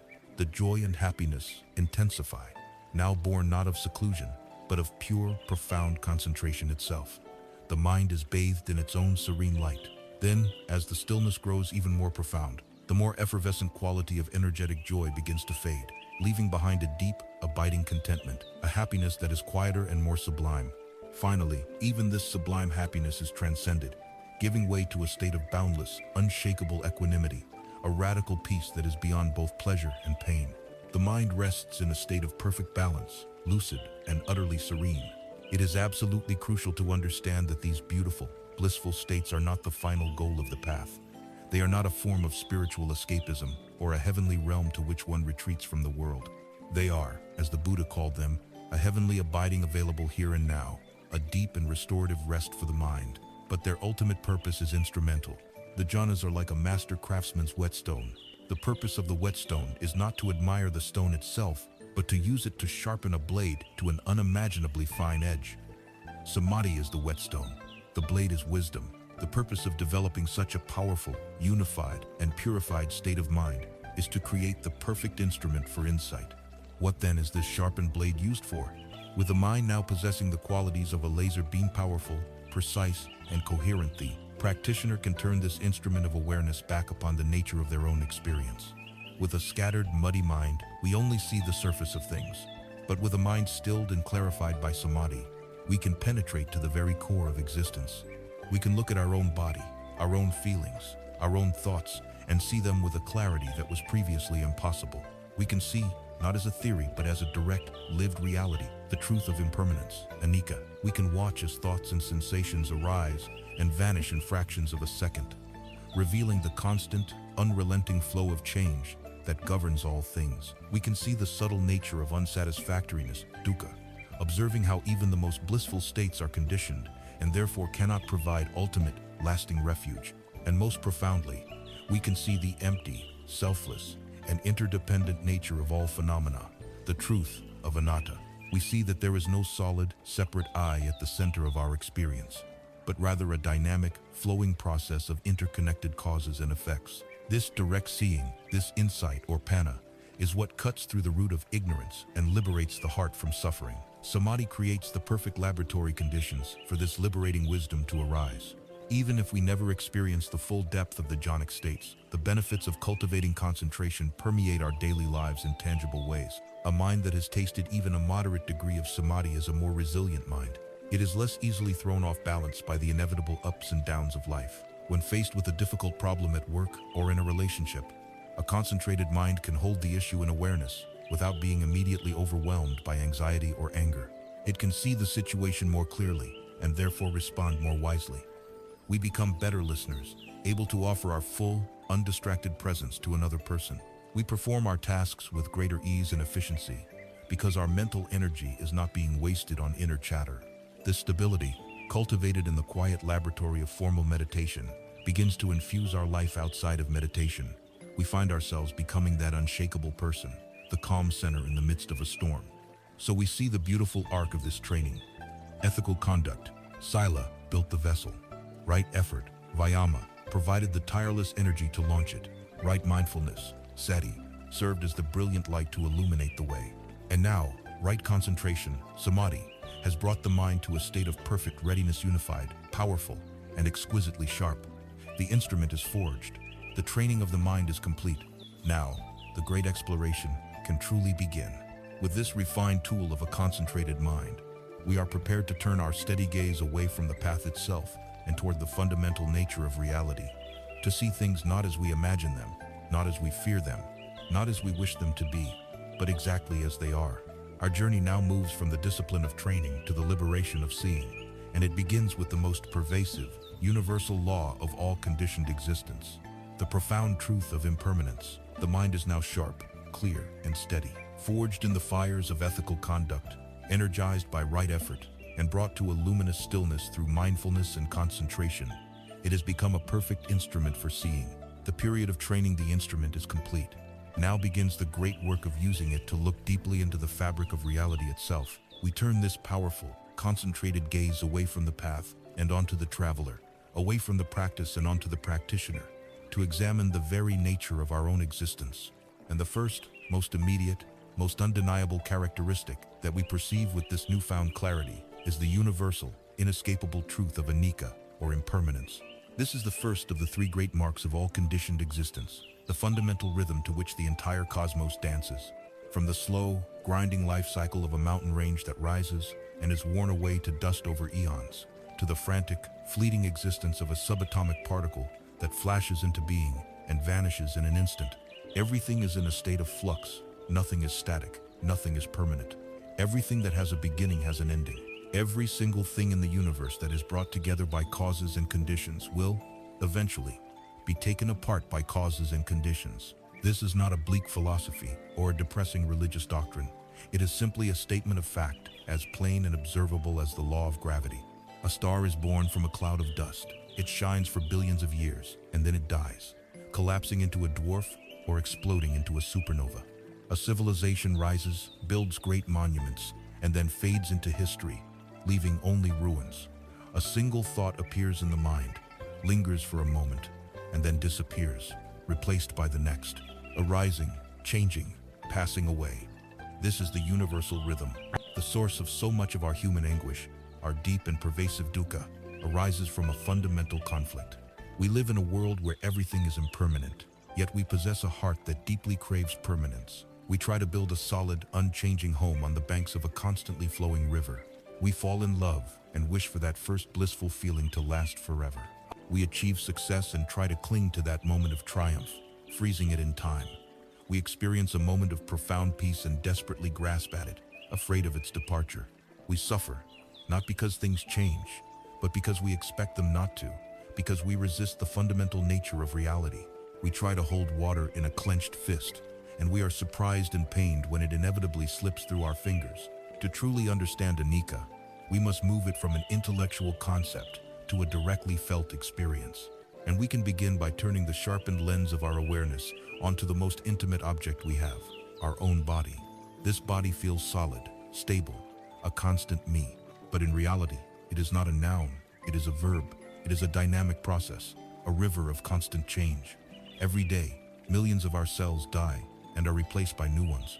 The food we ate yesterday becomes the energy and substance of our body today. Our hair and nails grow continuously. We age. The face that looks back at us from the mirror today is subtly different from the one that was there a year ago, and vastly different from the one that will be there in 20 years. To see the body not as a fixed entity, but as a process, a flowing pattern of biological activity, is to see the truth of anicca in our own bones. The landscape of our mind is an even more vivid and dramatic display of impermanence. Take a moment to look for a feeling you had yesterday. Where is the anxiety you felt before that important meeting? Where is the flush of joy from a pleasant surprise? They are gone, replaced by new feelings, new moods. Our emotions are like the weather, passing clouds in the vast sky of awareness. They arise, they dominate the landscape for a time, and then, without fail, they dissolve. And our thoughts are even more ephemeral. They are like bubbles rising to the surface of a pond, shimmering for a moment before they pop and disappear completely. The mind produces thousands of them every day. To try and hold on to any single thought or feeling is like trying to capture a particular cloud and keep it from moving. The practice of mindfulness shows us this directly. We watch thoughts arise and pass, feelings arise and pass, and we begin to viscerally understand that we are not these fleeting phenomena. There is a timeless story from the Middle East about a powerful king who was subject to great swings of mood. In moments of victory, his elation was boundless and often led to arrogance. In times of defeat, his despair was so profound it paralyzed him. He called his wisest sages and demanded they create for him a magic ring. "I want you to inscribe something on it," he commanded, "such that when I am ecstatically happy and I look at it, I will become sober and calm.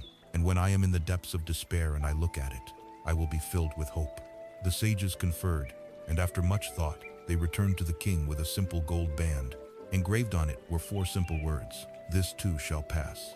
This simple phrase contains the entirety of the wisdom of anicca.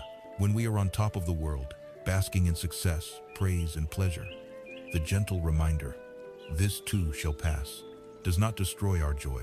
It refines it. It prevents us from becoming arrogant or complacent.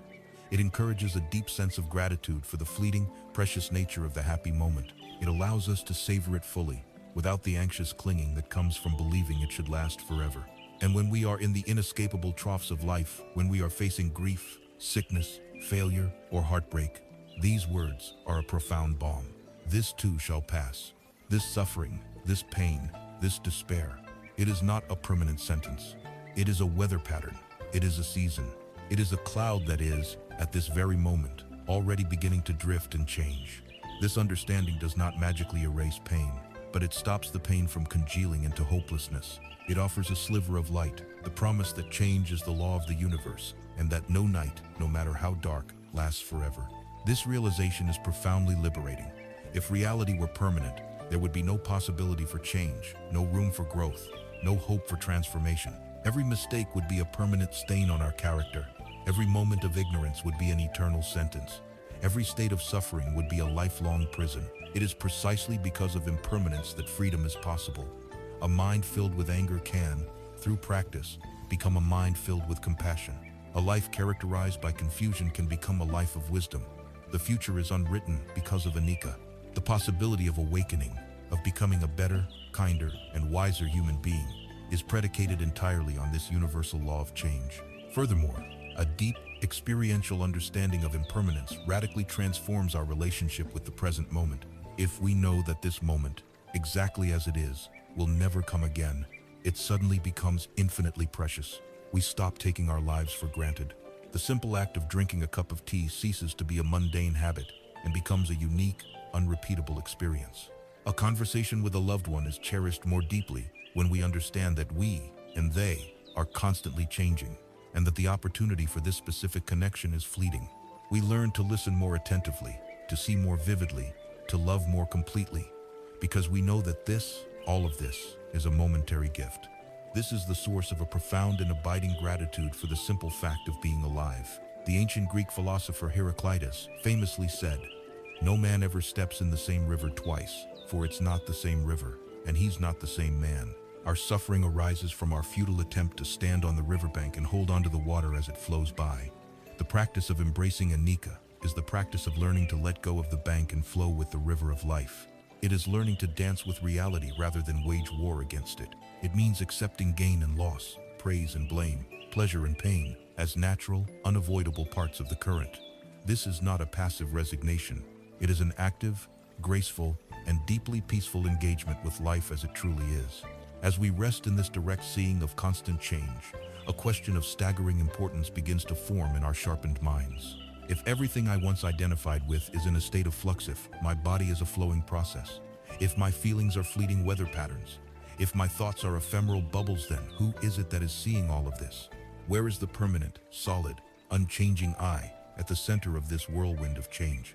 If the river is constantly changing, and the person stepping into it is constantly changing, where is the fixed self to be found? This profound inquiry, born directly from the deep contemplation of impermanence, is the doorway to the next great mark of existence. It is the question that leads us to the very heart of the illusion of self, to the liberating truth of anatta. The sharpened mind, now steady and clear, has pierced the surface of reality and witnessed its first profound truth, the universal law of anicca, impermanence. We have seen that our bodies, our feelings, our thoughts, and the world around us are in a state of constant, unrelenting flux. They are rivers of change, not monuments of stone. As we rest in this powerful insight, a question of terrifying and liberating significance inevitably arises. If everything that I identify with is constantly changing, constantly flowing, then who is this I that is witnessing it all? Where is the permanent, continuous, solid self at the center of this whirlwind? This question is the gateway to the second great mark of existence, the truth of anatta, or no self. This is perhaps the most challenging, most counterintuitive, and ultimately most freeing teaching the Buddha ever offered. It is the master key that unlocks the deepest cell in the prison of the ego. From the moment we become self-aware, we are haunted by a feeling. It is the feeling of being a separate, solid entity, a thinker behind the thoughts, a feeler behind the feelings, a doer behind the deeds. We feel like a small, continuous self, a homunculus or a CEO, sitting in the control room of the head, looking out through the eyes and pulling the levers of the body and mind. This deeply ingrained feeling of I-ness is the central reference point for our entire lives. We say, I am happy, I am angry, this is mine, that hurt me. This perceived self is what we work so hard to protect, to promote, and to please. It is the source of our ambition and our creativity, but it is also the root of our deepest suffering. Our anxieties, our fears, our jealousy, and our profound sense of isolation.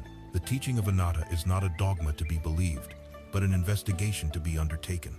The Buddha did not simply say, you have no self. Instead, he invited us to look. He provided a brilliant analytical framework, a way to deconstruct our own experience to see if we could locate this mysterious, permanent self. This framework is the teaching of the 5 skandhas, or the 5 aggregates of clinging. These 5 heaps or categories, he explained, constitute the entirety of what we call a person. If a self exists, it must be found in one of these 5 places. So, with our clear and concentrated mind, let us begin the search. The first aggregate is rupa, or form. This is our physical body and the entire material world. We ask the question, am I my body? At first glance, it seems plausible. But as we saw when we contemplated impermanence, the body is constantly changing. It gets sick, it gets old, it is subject to injury. It is made of components: flesh, blood, bone, and is dependent on external things like food, water, and air. If I lose a limb, am I less of a self?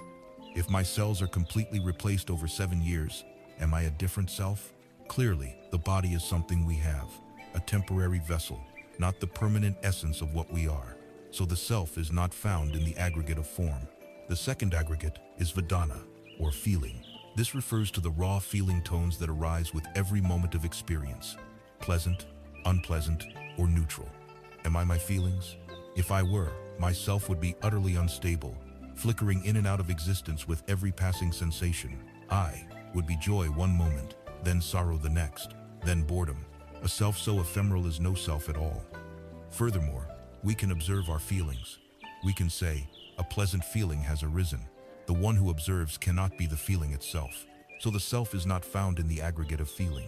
The third aggregate is sana, or perception. This is the mental faculty that recognizes, identifies, and labels our experience. It sees a shape and color and labels it blue cup, It hears a sound and labels it birdsong. Am I my perceptions? Perceptions are notoriously unreliable. They can be distorted by our moods, our biases, and the limits of our senses. What one person perceives as a threat, another perceives as an opportunity. A perception is a conditioned mental event, not a stable, independent self. So the self is not found in the aggregate of perception. The fourth aggregate is sankhara, or mental formations. This is a vast and crucial category that includes all of our volitional activities, our thoughts, our intentions, our opinions, our beliefs, our desires, our aversions, our habits, our prejudices. This is where the sense of self feels strongest. We think, I am my thoughts, I am my character, I am my choices. But let us look closely. Are you your thoughts? Thoughts are fleeting, often contradictory, and frequently arise unbidden. If you were your thoughts, who is the one who is aware of the thoughts? Are you your beliefs? Beliefs can change dramatically over a lifetime.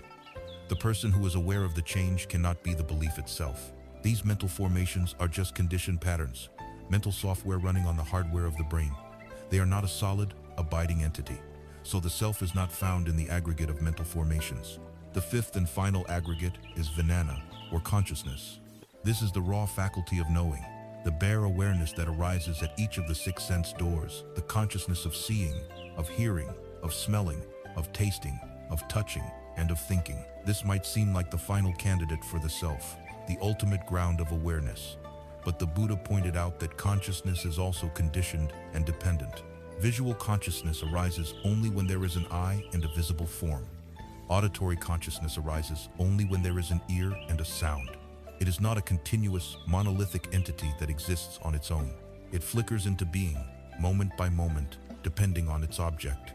It is not a permanent backdrop, but an ever-changing, codependent arising. So the self is not even found in the aggregate of consciousness. After this exhaustive search, we are left with a stunning conclusion. We have taken apart the entire engine of our personal experience, piece by piece, and we cannot find a driver. We have examined every component of what we call me, and nowhere can we locate a permanent, independent, unchanging self. This is famously illustrated in a dialogue between the Buddhist sage Nagasena and the Greek king Melinda. The king asks Nagasena his name, and the sage replies that Nagasena is merely a convenient designation, a name for a collection of phenomena, but that no essential person of that name can be found. The king is baffled. To illustrate, Nagasena asks the king about the chariot he arrived in. Your Majesty, is the pole of the chariot the chariot? No, venerable sir, replied the king. Are the wheels the chariot? Is the frame the chariot? Is the axle the chariot? To each question, the king answered no. Nagasena then declared, then, Your Majesty, chariot is simply a convenient name, a label given to the functional assembly of these parts. When they are taken apart, no chariot as a separate thing exists. So it is, he explained, with Nagasena, and so it is with me and you. The self is a convention, a useful label for the dynamic, interdependent functioning of the five aggregates, but it has no ultimate, inherent existence. For many, this conclusion can initially sound terrifying. Does this mean I don't exist? Is life meaningless?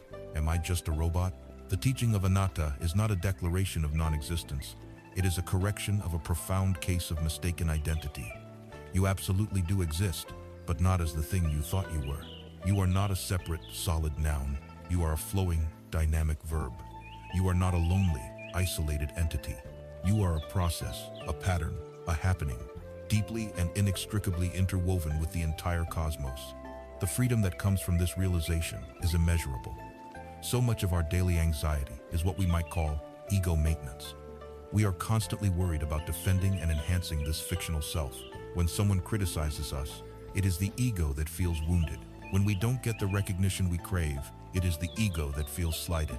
When we are obsessed with our reputation, it is the ego we are polishing. Seeing that this self is an empty construct, a conceptual overlay on a fluid process, robs these anxieties of their power. There is no solid thing to be wounded. There is no permanent statue to be tarnished. This insight also transforms our relationship with death. The terror of death is the terror of the annihilation of the self. But if, through our investigation, we see that this solid self never existed in the first place, what is it that we fear will be annihilated? We see that what we call life is a process of continual change, of momentary arising and passing. In a very real sense, we are being born and dying in every single moment. Seeing this softens the terror of the final dissolution of the body and mind. Most importantly, seeing through the illusion of the separate self dissolves the primary barrier that creates conflict and isolation, the hard line between me and you. If I see that I am an assembly of selfless, interdependent processes, and I see that you are also an assembly of selfless, interdependent processes, the feeling of fundamental separation begins to melt away. Compassion arises not as a moral duty, but as a natural recognition of reality. Your suffering is no longer entirely separate from my suffering, because the very concepts of your and my have become transparent. When the house of the self is seen to be empty, we do not find nothingness, we find everything. We see that what we call I is a product of causes and conditions that stretch back through time and out into the whole universe. Our parents, our culture, the sun, the rain, the food we eat, the air we breathe. This profound realization of interconnectedness, of a seamless web of selfless cause and effect, is the very heart of wisdom. It is this web that is governed by the natural law of karma, not as a system of reward and punishment for a separate self, but as the impersonal, intricate, and awesome dance of this selfless, interconnected existence. With our sharpened awareness, we have journeyed into the very heart of our own being. We have looked for a solid, separate, permanent self, and have found none. In its place, we discovered not an empty void, but a dynamic, vibrant, and selfless process, a ceaseless flow of interconnected events. This profound insight into anatta, or no self, requires us to revisit and re-examine one of the most widely known, yet deeply misunderstood, concepts of Eastern thought, the law of karma. If there is no permanent I to be rewarded, no unchanging soul to be punished, then what is karma? Who is it that receives the fruit of past actions? The answer reveals a teaching far more subtle, beautiful, and empowering than the common caricature of a cosmic balancing of accounts. Karma is not a system of divine justice. It is the natural, impersonal, and intimate law of cause and effect that governs the intricate dance of this selfless, interconnected existence. In the West, the word karma is often used as a synonym for fate or destiny, an unchangeable script for our lives, written by past deeds. We hear it used in a fatalistic way, to explain away suffering or to wish misfortune on others. This interpretation, however, is a profound distortion that breeds fear and helplessness. The Buddha's teaching on karma, or kama as it is known in the Pali language, is the very opposite of a doctrine of fate. It is a doctrine of radical freedom and responsibility. The word kama literally means action, and the Buddha's revolutionary contribution to the understanding of action was his emphasis on the one element that precedes and colors every act: intention. He famously declared, "It is intention, O monks, that I call karma. Having intended, one acts through body, speech, and mind." This places the entire process squarely within our own hearts. It is not the external action alone that is paramount, but the inner volition, the quality of the will, the energy of the heart that gives birth to the action. This intention, or satana, is the seed. The action itself is the planting of the seed, and the result, or vipaka, is the fruit that eventually grows from that seed. This is the law. It is as impersonal and reliable as the law of gravity. If you release an apple from your hand, it will fall. The earth does not judge the apple. It simply responds to a natural law. In the same way, an action born of a particular intention will produce a corresponding result. The universe does not judge the intention. The fabric of reality itself simply reflects the quality of the energy we put into it. We can think of this process like an echo in a valley. Our intentional action through what we think, say, or doise, the shout we send out into the valley of the world.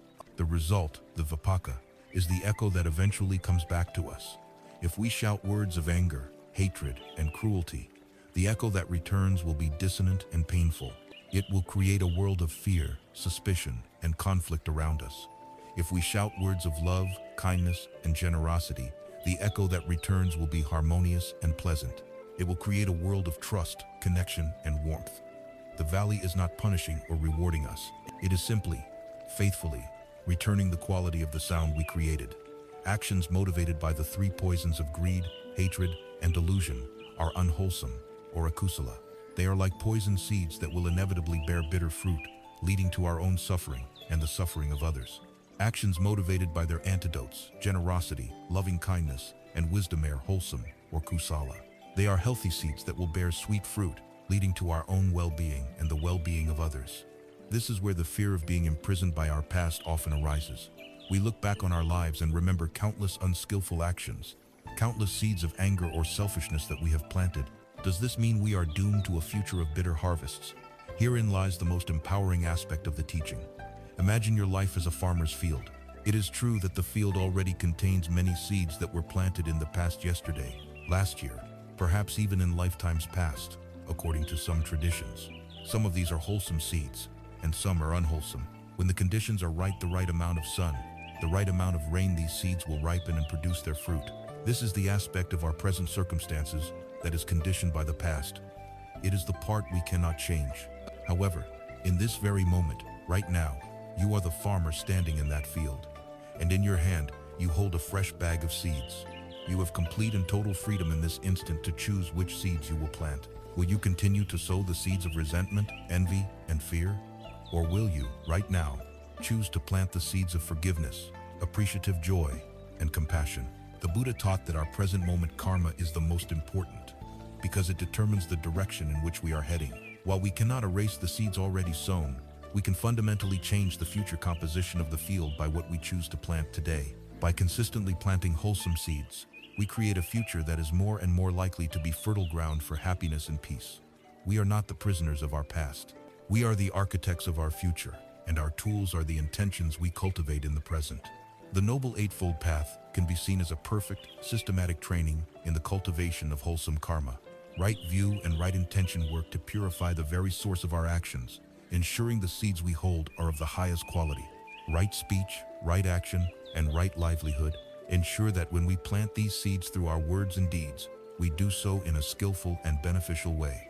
And right effort, right mindfulness, and right concentration provide the clarity, strength, and stability of mind required to consistently choose the wholesome over the unwholesome, moment by moment by moment. To walk the path is to actively take charge of our own karmic stream, redirecting it away from the rapids of suffering and toward the calm, clear waters of liberation.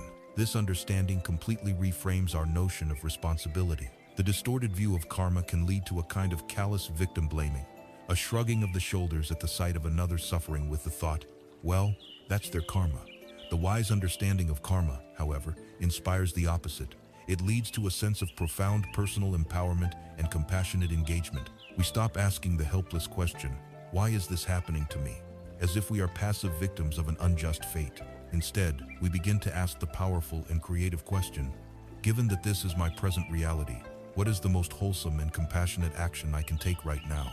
This frees us from the exhausting and fruitless cycle of blame. We no longer need to blame our parents, our society, or fate for our difficulties. We see that while external conditions play a role, the ultimate creator of our experience of happiness or suffering is the quality of our own mind. This is not a burden, but the most profound gift. It is the gift of agency. It means that no matter how difficult our external circumstances, no matter how bitter the fruits of past karma may be, the power to create a better future resides within us. The power to shape our world lies in the choice we make in this and every moment, in the intention we cultivate in our own heart. And so karma, when seen through the lens of wisdom, is not a doctrine of fear, but the ultimate doctrine of hope. It is the law that guarantees that our efforts are not in vain. It assures us that every small act of kindness matters, that every moment of forgiveness has a positive effect, that every choice for compassion plants a seed of future joy. It reveals that our intentions are the very building blocks of our reality. And while understanding karma teaches us how to create the causes for our own well-being, the full flowering of wisdom calls us to go even further. It beckons us to cultivate the most powerful, wholesome intention of all, the selfless, unconditional wish for all beings to be happy. This leads us away from a purely personal calculus of our own karmic future and into the boundless, radiant warmth of the heart's highest potential, the sublime practice of metta, or boundless loving kindness. Having seen the selfless nature of our existence and understood karma as the impartial law of cause and effect, we arrive at a pivotal turning point on the path.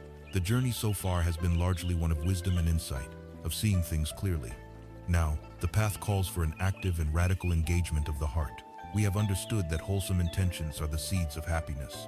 It is now time to learn how to cultivate the most powerful, most beautiful, and most wholesome intention of all.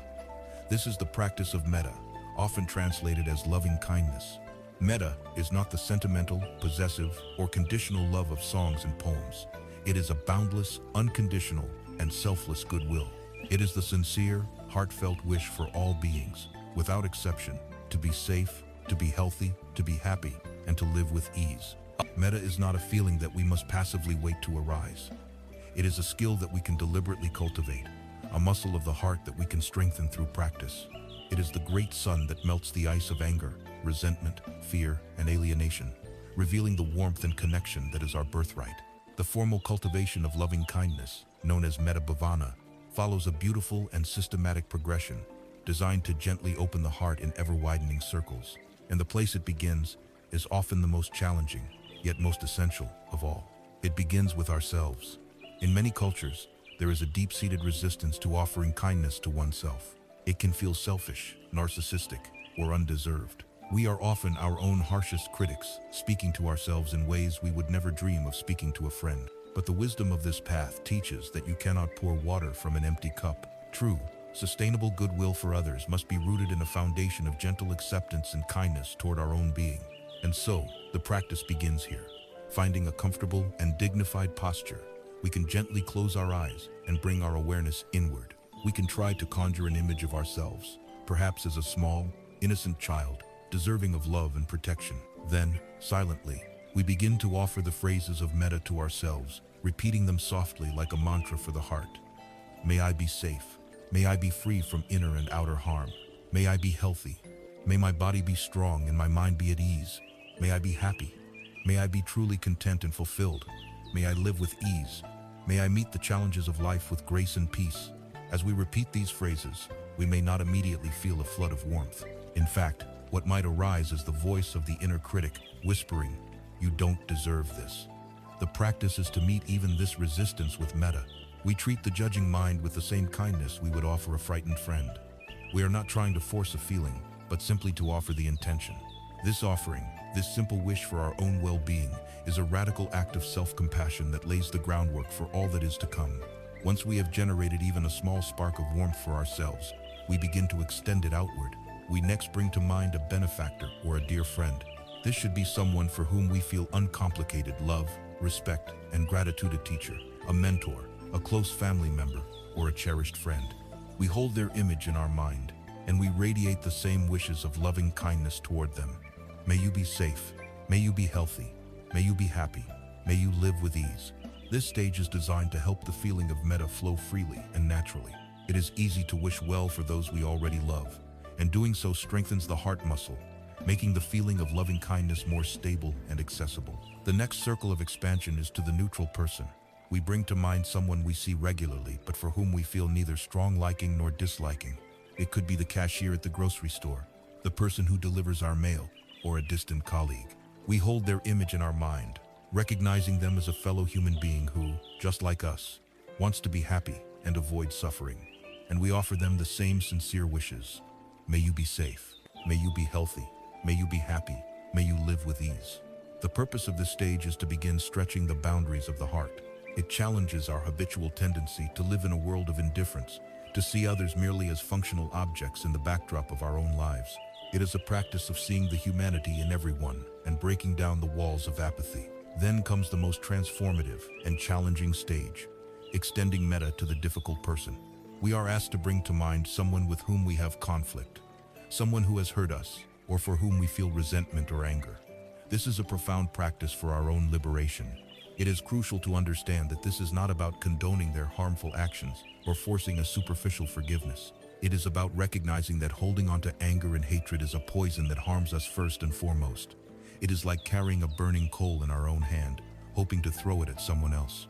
By offering the difficult person the wish of well-being, we are choosing to put down the coal. We are freeing ourselves from the prison of our own resentment. This can be very hard, so we can start small.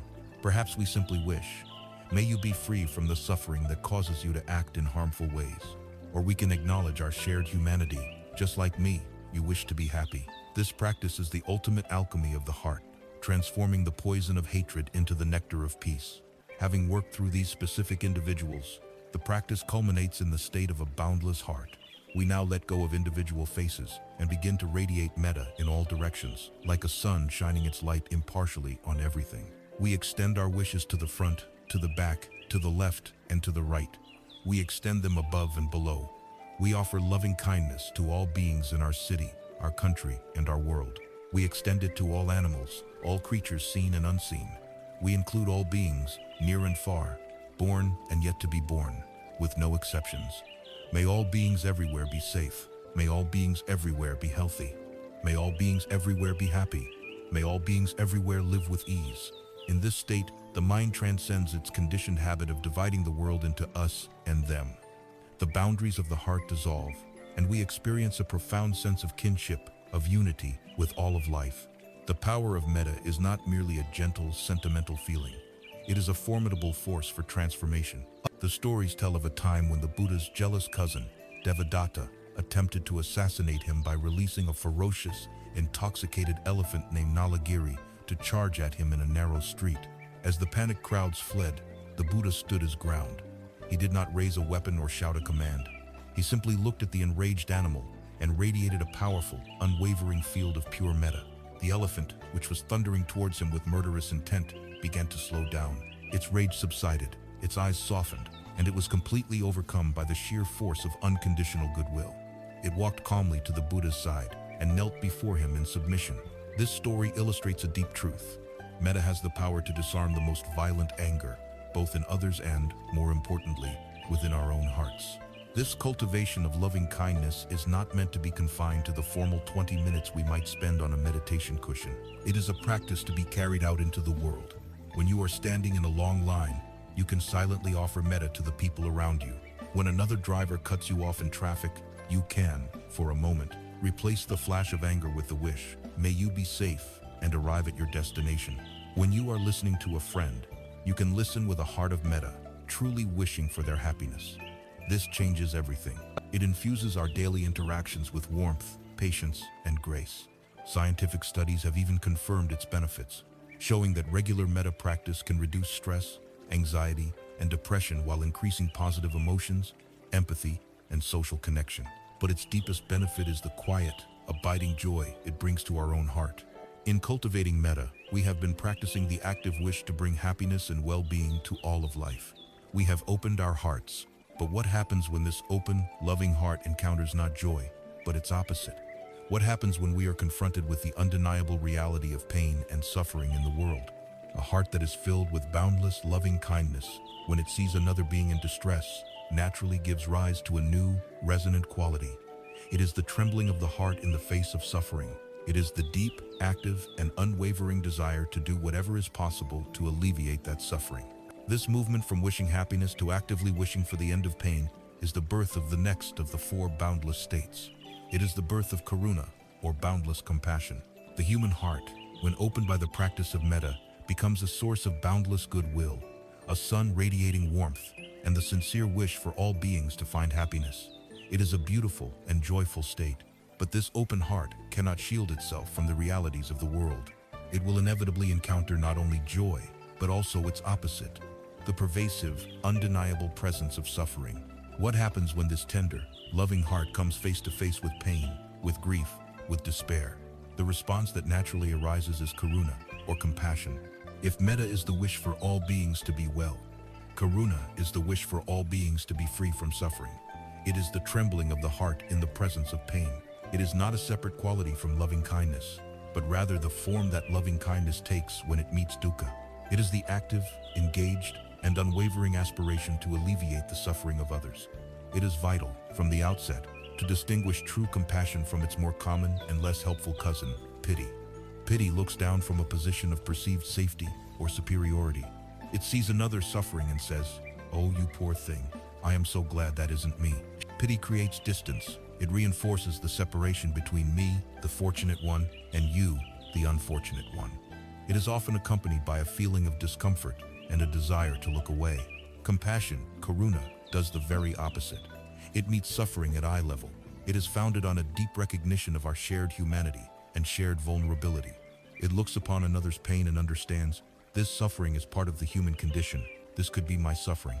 In some way, it is my suffering. Compassion does not create distance. It creates connection. It is the courageous act of being willing to draw near to pain, to be present with it, rather than turning away. In the intricate psychology of the Buddhist path, every wholesome quality has what are called near and far enemies. These are states of mind that can undermine our practice. The far enemy of compassion is easy to recognize. It is cruelty, the active desire to inflict harm. But the near enemy is far more subtle and dangerous, precisely because it looks so much like compassion itself. The near enemy of karuna is what we might call overwhelming grief, despair, or empathic distress. This is the state of being so completely swamped by another's suffering that we become paralyzed. We absorb their pain to the point that we lose our own center, becoming anxious, distraught, and helpless. This is the state that often leads to what is commonly called compassion fatigue or burnout among caregivers and helping professionals. People believe they are suffering from an excess of compassion, but in truth, they are suffering from an excess of raw, unbalanced empathy. True compassion is not draining, it is a source of immense strength, but it must be balanced with wisdom. This wisdom is the antidote to burnout. True karuna is not about losing ourselves in another's pain. It is about holding that pain within a large, strong, and stable container of mindful awareness. We learn to stay grounded in our own body, connected to our own breath, even as we open our heart to the suffering of another. We cannot help someone who is drowning if we jump in and drown alongside them. We must first secure our own footing on solid ground. This means acknowledging the reality of the pain without becoming identified with it. It means recognizing the limits of our own power. We cannot solve every problem or take away every sorrow. Our task is to offer what help we can, with a peaceful and benevolent heart, without being attached to a specific outcome. This skillful balance of an open heart and a steady mind is what makes compassion a sustainable and deeply nourishing quality, rather than a source of exhaustion. In the rich iconography of Mahayana Buddhism, the ideal of compassion is embodied in the archetypal figure of Avalokiteshvara, the bodhisattva who hears the cries of the world. It is said that Avalokiteshvara was on the very threshold of final enlightenment, but as he was about to enter nirvana, he heard the cries of suffering rising up from the world below. Moved by an unbearable compassion, he made a vow to postpone his own final peace and remain engaged with the world until every last being was liberated from suffering. In artistic depictions, Avalokiteshvara is often shown with 1,000 arms and 1,000 eyes. The 1,000 eyes represent the wisdom to see and perceive suffering in all its myriad forms, in every corner of existence. And the 1,000 arms represent the boundless capacity for skillful, compassionate action, the ability to offer exactly what is needed in any given situation. This is not just a mythological figure. It is a symbol of our own deepest potential. To cultivate karuna is to begin to grow these 1,000 eyes and 1,000 arms within our own hearts, the wisdom to see clearly and the readiness to help kindly. But how do we practice this in our daily lives? Compassion is not limited to grand, heroic gestures. It is woven into the fabric of our moment-to-moment interactions. One of the most profound acts of compassion is the simple gift of deep listening. When a friend or loved one is in pain, our instinct is often to jump in with advice, to try and fix the problem. But frequently, what is most needed is not a solution, but a presence. To offer our full, non-judgmental, and patient attention, to listen not with the intent to reply, but with the sole intent to understand, is an immense act of healing. It says to the other person, your suffering matters. You are not alone in it. Compassion is expressed in countless small acts of kindness, holding a door for someone whose hands are full, offering a smile and a patient word to a stressed service worker, taking a moment to check in on a neighbor who is elderly or unwell. These small actions send ripples of warmth and connection out into the world, counteracting the coldness of indifference. And crucially, we must learn to turn this compassionate gaze inward. When we ourselves make a mistake, when we fail, when we are sick or in pain, we often meet our own suffering with a harsh inner critic. Self-compassion is the practice of treating ourselves with the same kindness, care, and understanding that we would offer to a dear friend in the same situation. It is recognizing that our own pain is also worthy of a gentle and healing response. For those whose circumstances permit, compassion can also be the engine for broader action in the world, volunteering for a cause we believe in, advocating for social justice, working to protect our shared environment. It is the force that transforms personal practice into a benefit for all. We have now walked with metta, the sincere wish for all beings to find happiness and well-being. And we have explored karuna, the trembling of the heart that wishes for all beings to be free from suffering. These two sublime states form the warm, beating heart of the enlightened mind. But the training of the heart is not yet complete. What should be our response when we witness not the suffering of others, but their joy, their success, their good fortune? And what is the supreme, stabilizing quality that holds all of these powerful emotions, our joy for others' happiness and our sorrow for their pain, in a state of perfect, unshakable balance, preventing us from being washed away by either. Our journey into the boundless states of the heart now leads us to explore the radiant quality of sympathetic joy and the profound peace of equanimity. The journey into the boundless heart has shown us how to meet the world with kindness and respond to its suffering with courage. We have cultivated metta, the radiant wish for all to be happy, and karuna, the compassionate trembling of the heart that yearns to alleviate pain. But the training of a truly limitless heart, a heart that can embrace the totality of the human experience, requires the development of two more sublime qualities. These complete the divine quartet known as the Four Immeasurables, or the Brahma Viharas. We must now ask ourselves, what is the heart's proper response when it is confronted not with suffering, but with the joy, success, and good fortune of others? And what is the supreme, stabilizing quality that allows us to hold all of this, our joy for others' happiness and our sorrow for their pain, in a state of perfect, unwavering balance? Our path now leads us to the quiet celebration of sympathetic joy and the profound stillness of equanimity. The third of these boundless states is mudita, or sympathetic joy. It is the practice of feeling genuine, unselfish gladness in the happiness and success of others.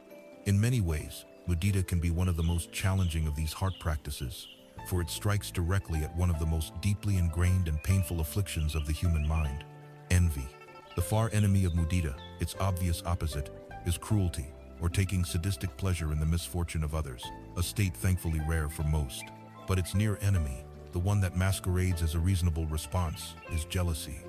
Jealousy, or isa in the Pali language, is a painful, constricting, and bitter state of mind. It arises from a deeply rooted delusion of scarcity, the belief that happiness is a limited resource, that life is a zero-sum game. From this mistaken view, another person's success feels like our failure. Their good fortune feels like a personal slight. Their happiness somehow diminishes our own. This corrosive state of mind is a potent source of suffering, poisoning our relationships and filling our own heart with bitterness. Mudita is the direct and powerful antidote to this poison. It is the conscious and deliberate choice to rejoice in the good fortune of others. When we hear that a friend has received a promotion, that a neighbor has won an award, or even that a rival has succeeded in their endeavors, we have a choice. We can allow the habitual, painful pang of envy to arise, tightening our chest and souring our mind. Or we can pause, take a breath, and intentionally cultivate mudita. We can bring that person to mind and say silently, with sincerity, "How wonderful for you. I am so happy that you are happy. May your happiness and success continue." This practice is a radical act against the modern culture of comparison, which is so relentlessly fueled by social media. Instead of scrolling through images of others' seemingly perfect lives with a sense of lack, we can learn to look upon them with a heart that celebrates their joy. To practice mudita is to embrace a mindset of abundance. It is to understand the profound truth that happiness is not a finite commodity. The light of another's candle does not extinguish our own. It simply adds more light, more warmth, and more beauty to the world for everyone. When we cultivate mudita, our own heart becomes a source of that light. We find that we can experience joy not only from our own limited successes, but from the successes of everyone we meet. Our capacity for happiness expands exponentially. We are no longer trapped in the cramped, lonely prison of our own ego's achievements, but are free to participate in the vast, celebratory feast of human flourishing. A heart trained in mudita is a spacious, generous, and joyful heart. The fourth, final, and crowning glory of these boundless states is upekkha, or equanimity. Upekkha is the quality of profound balance, a deep and unshakable peace that is the ground upon which the other three states can safely stand. If metta, karuna, and mudita are like three beautiful, radiant jewels, upekkha is the strong, masterfully crafted setting that holds them all in place, allowing their brilliance to shine without being lost. It is of the utmost importance to distinguish true equanimity from its near enemy: cold, sterile indifference. Indifference is a closed-hearted state.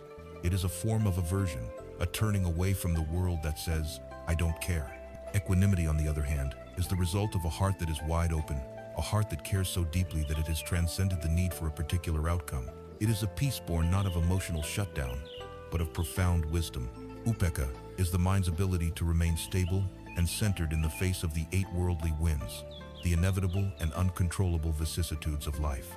These eight winds blow in four pairs of opposites: gain and loss, praise and blame, fame and disrepute, and pleasure and pain. The untrained mind is like a leaf blown about helplessly by these winds. We are ecstatic when we receive praise, crushed when we are faced with blame. We are giddy with a new acquisition, and miserable with a sudden loss. Our inner peace is entirely dependent on external conditions being just the way we want them. The mind cultivated in upekkha, however, is like a great, unshakable mountain. The winds still blow, they always will, but the mountain remains stable, vast, and unmoved. It experiences the winds without being defined or disturbed by them. Upekkha is the great balancing factor for the other three boundless states, protecting them from becoming sources of suffering. It is equanimity that allows our loving kindness to be selfless and free, not a possessive clinging. It is equanimity that allows our compassion to be strong and effective, preventing it from collapsing into overwhelming despair.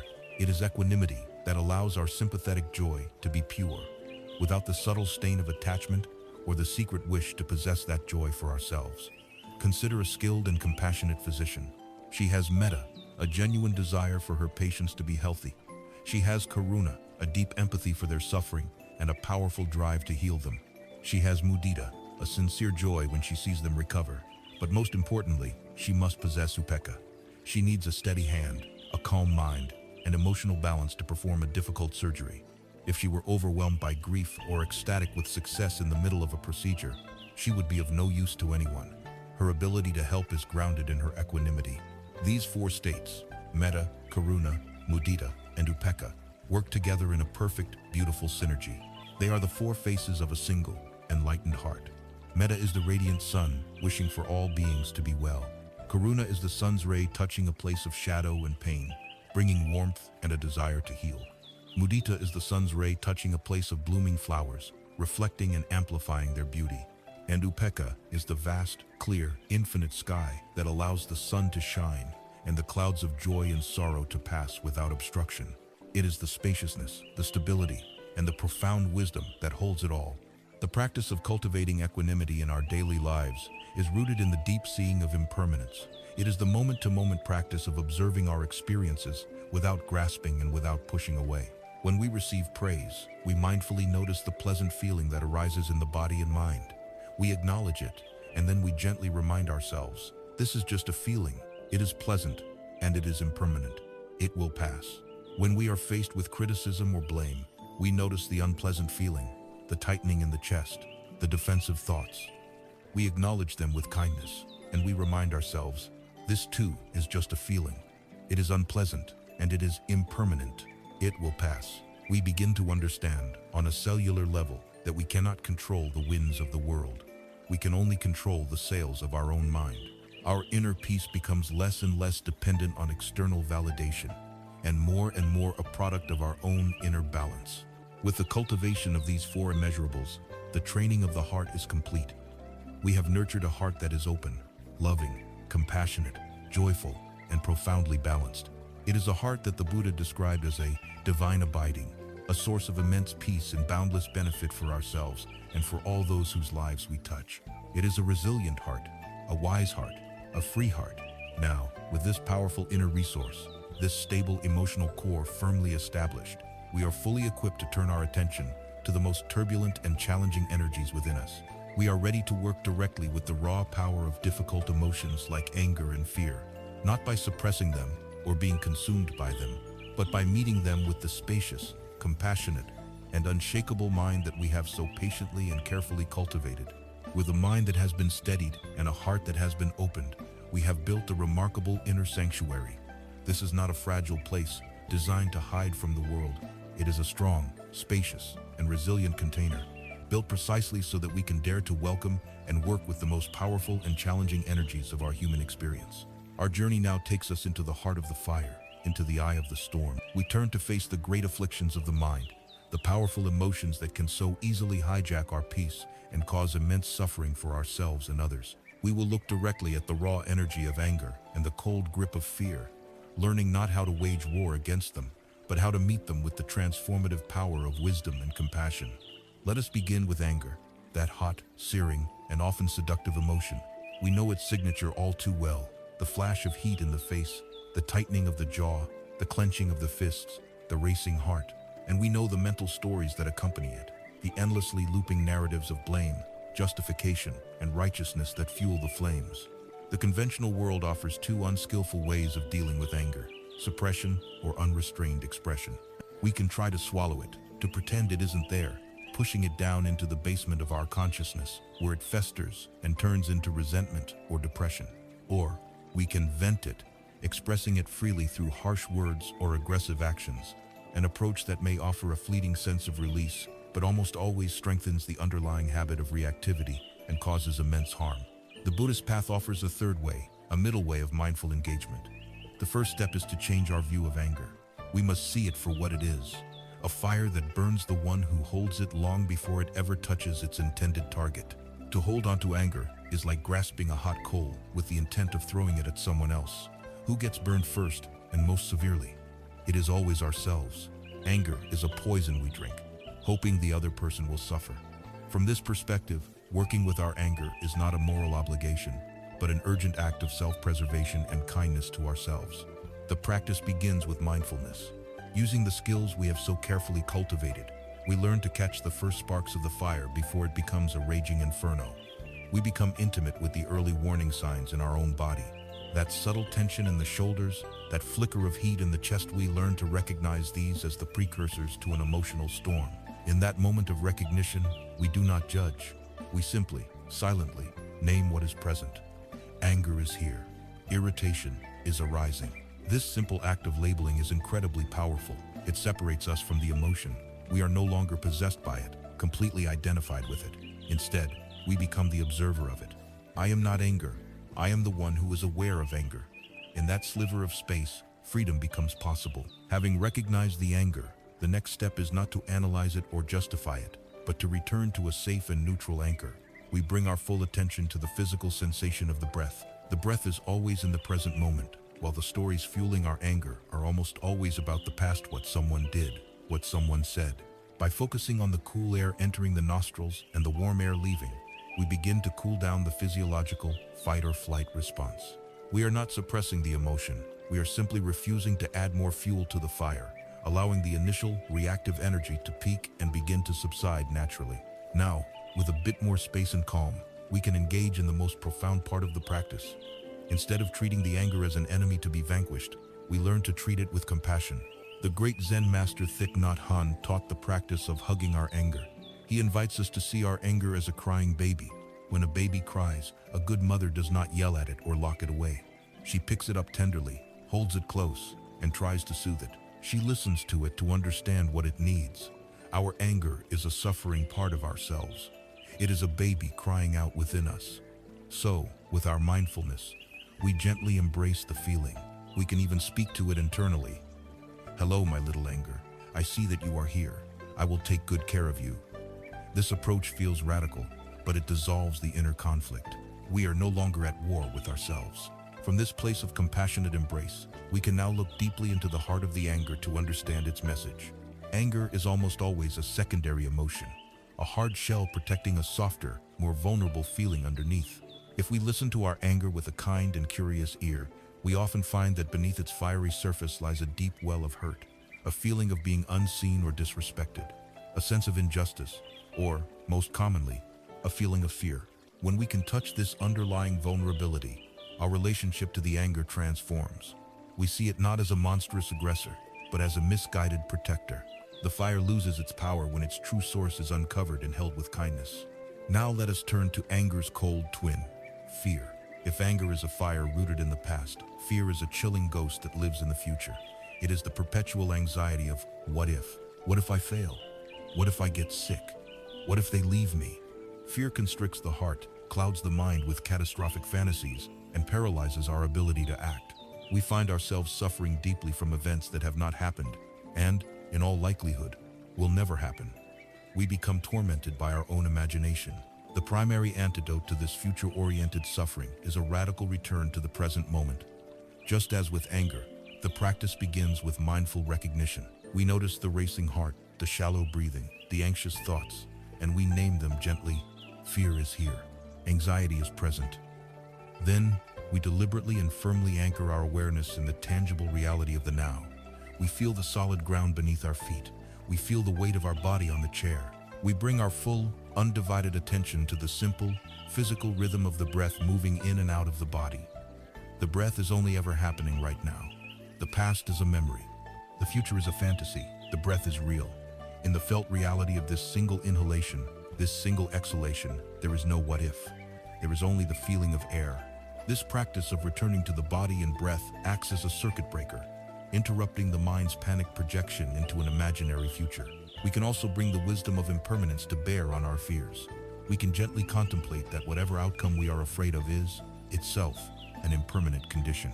And even more powerfully, we can observe the feeling of fear itself as an impermanent event in the mind. It is a cloud passing through. It is not our permanent identity.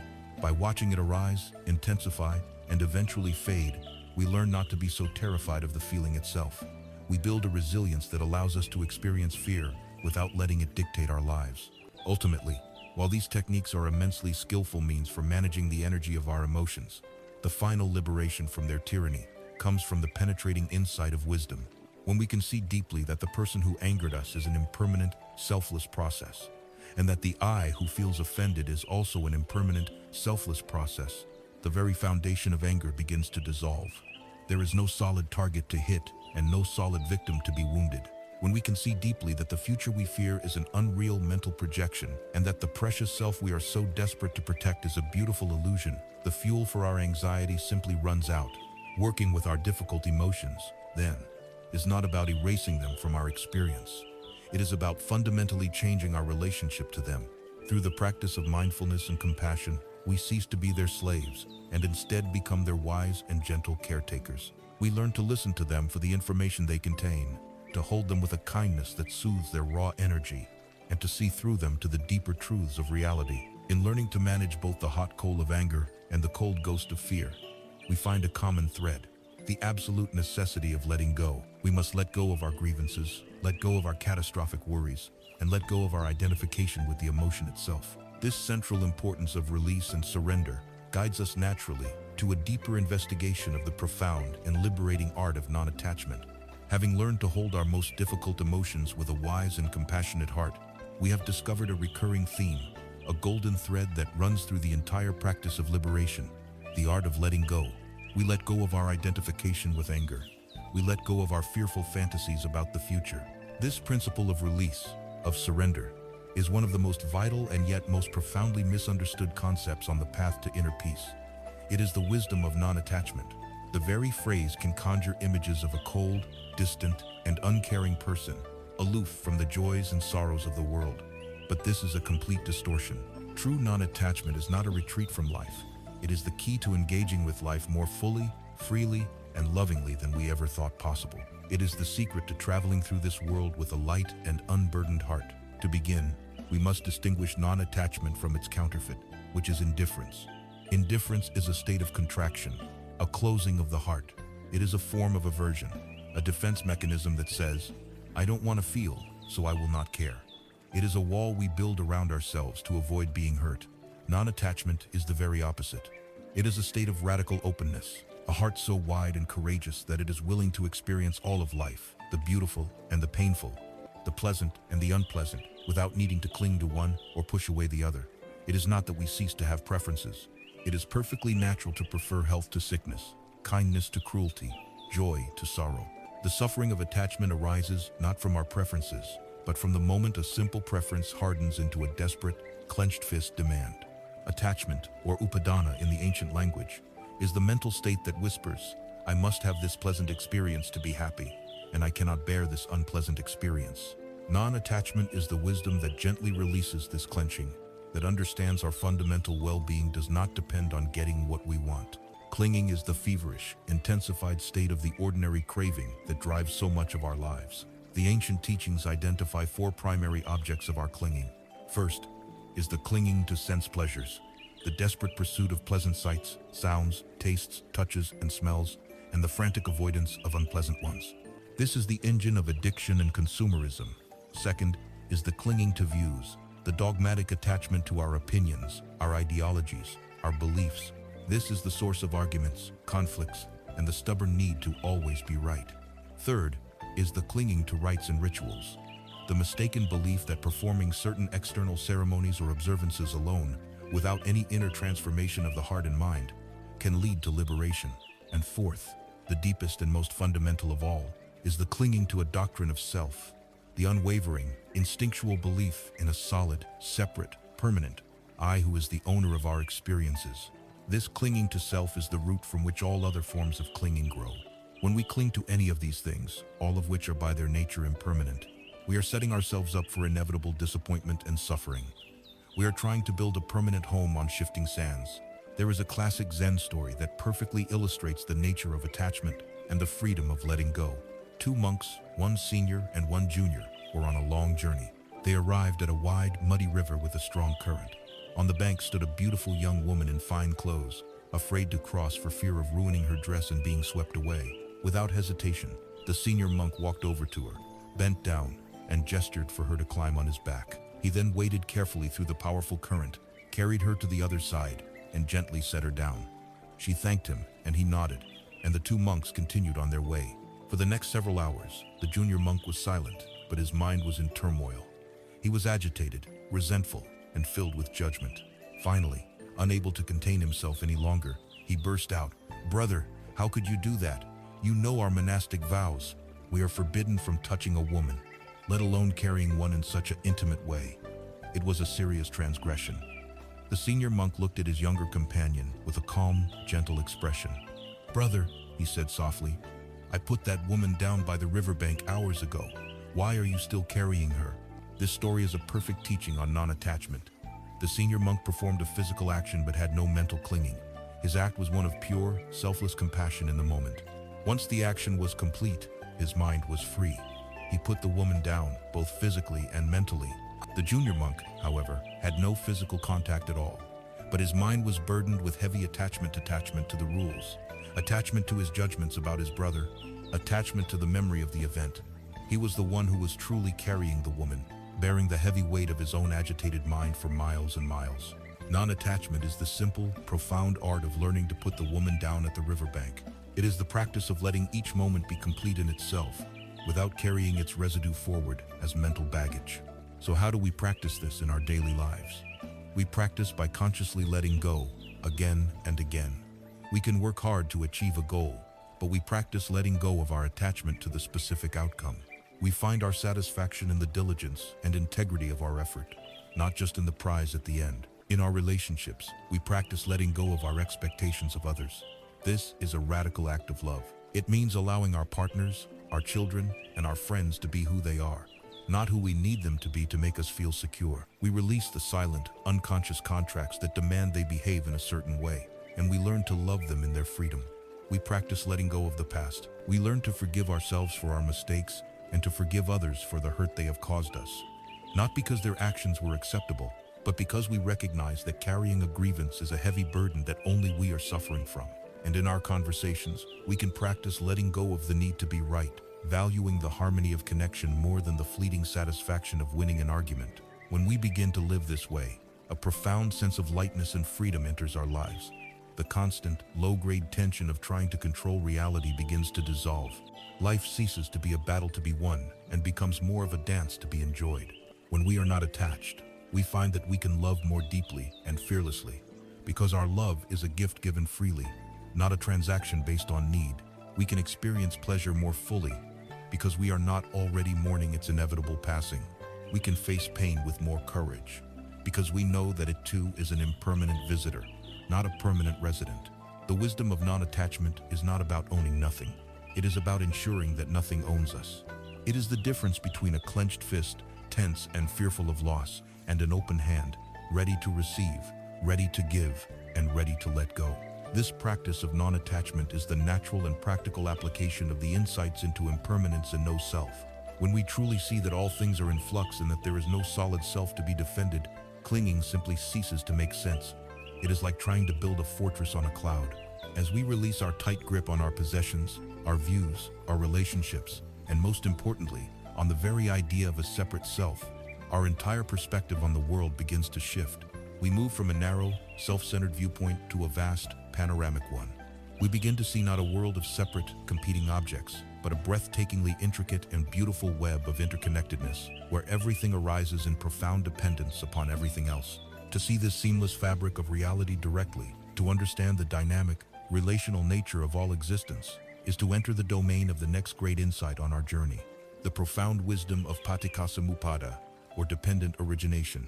With a mind that has learned to let go of its frantic clinging, a profound shift in perspective begins to take place.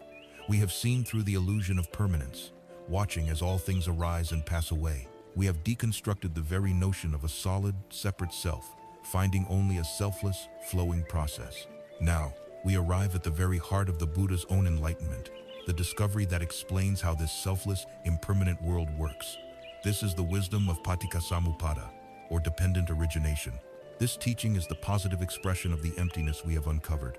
It reveals that we are not left with a cold, meaningless void, but are instead participants in a vibrant, dynamic, and breathtakingly interconnected reality. It is the master principle that unites all other teachings into a single, coherent vision of life. The principle of dependent origination can be stated in a simple, elegant formula. When this is, that is. From the arising of this, that arises. When this is not, that is not. From the ceasing of this, that ceases. This is not a complex philosophical theorem to be memorized, but a simple description of reality to be observed.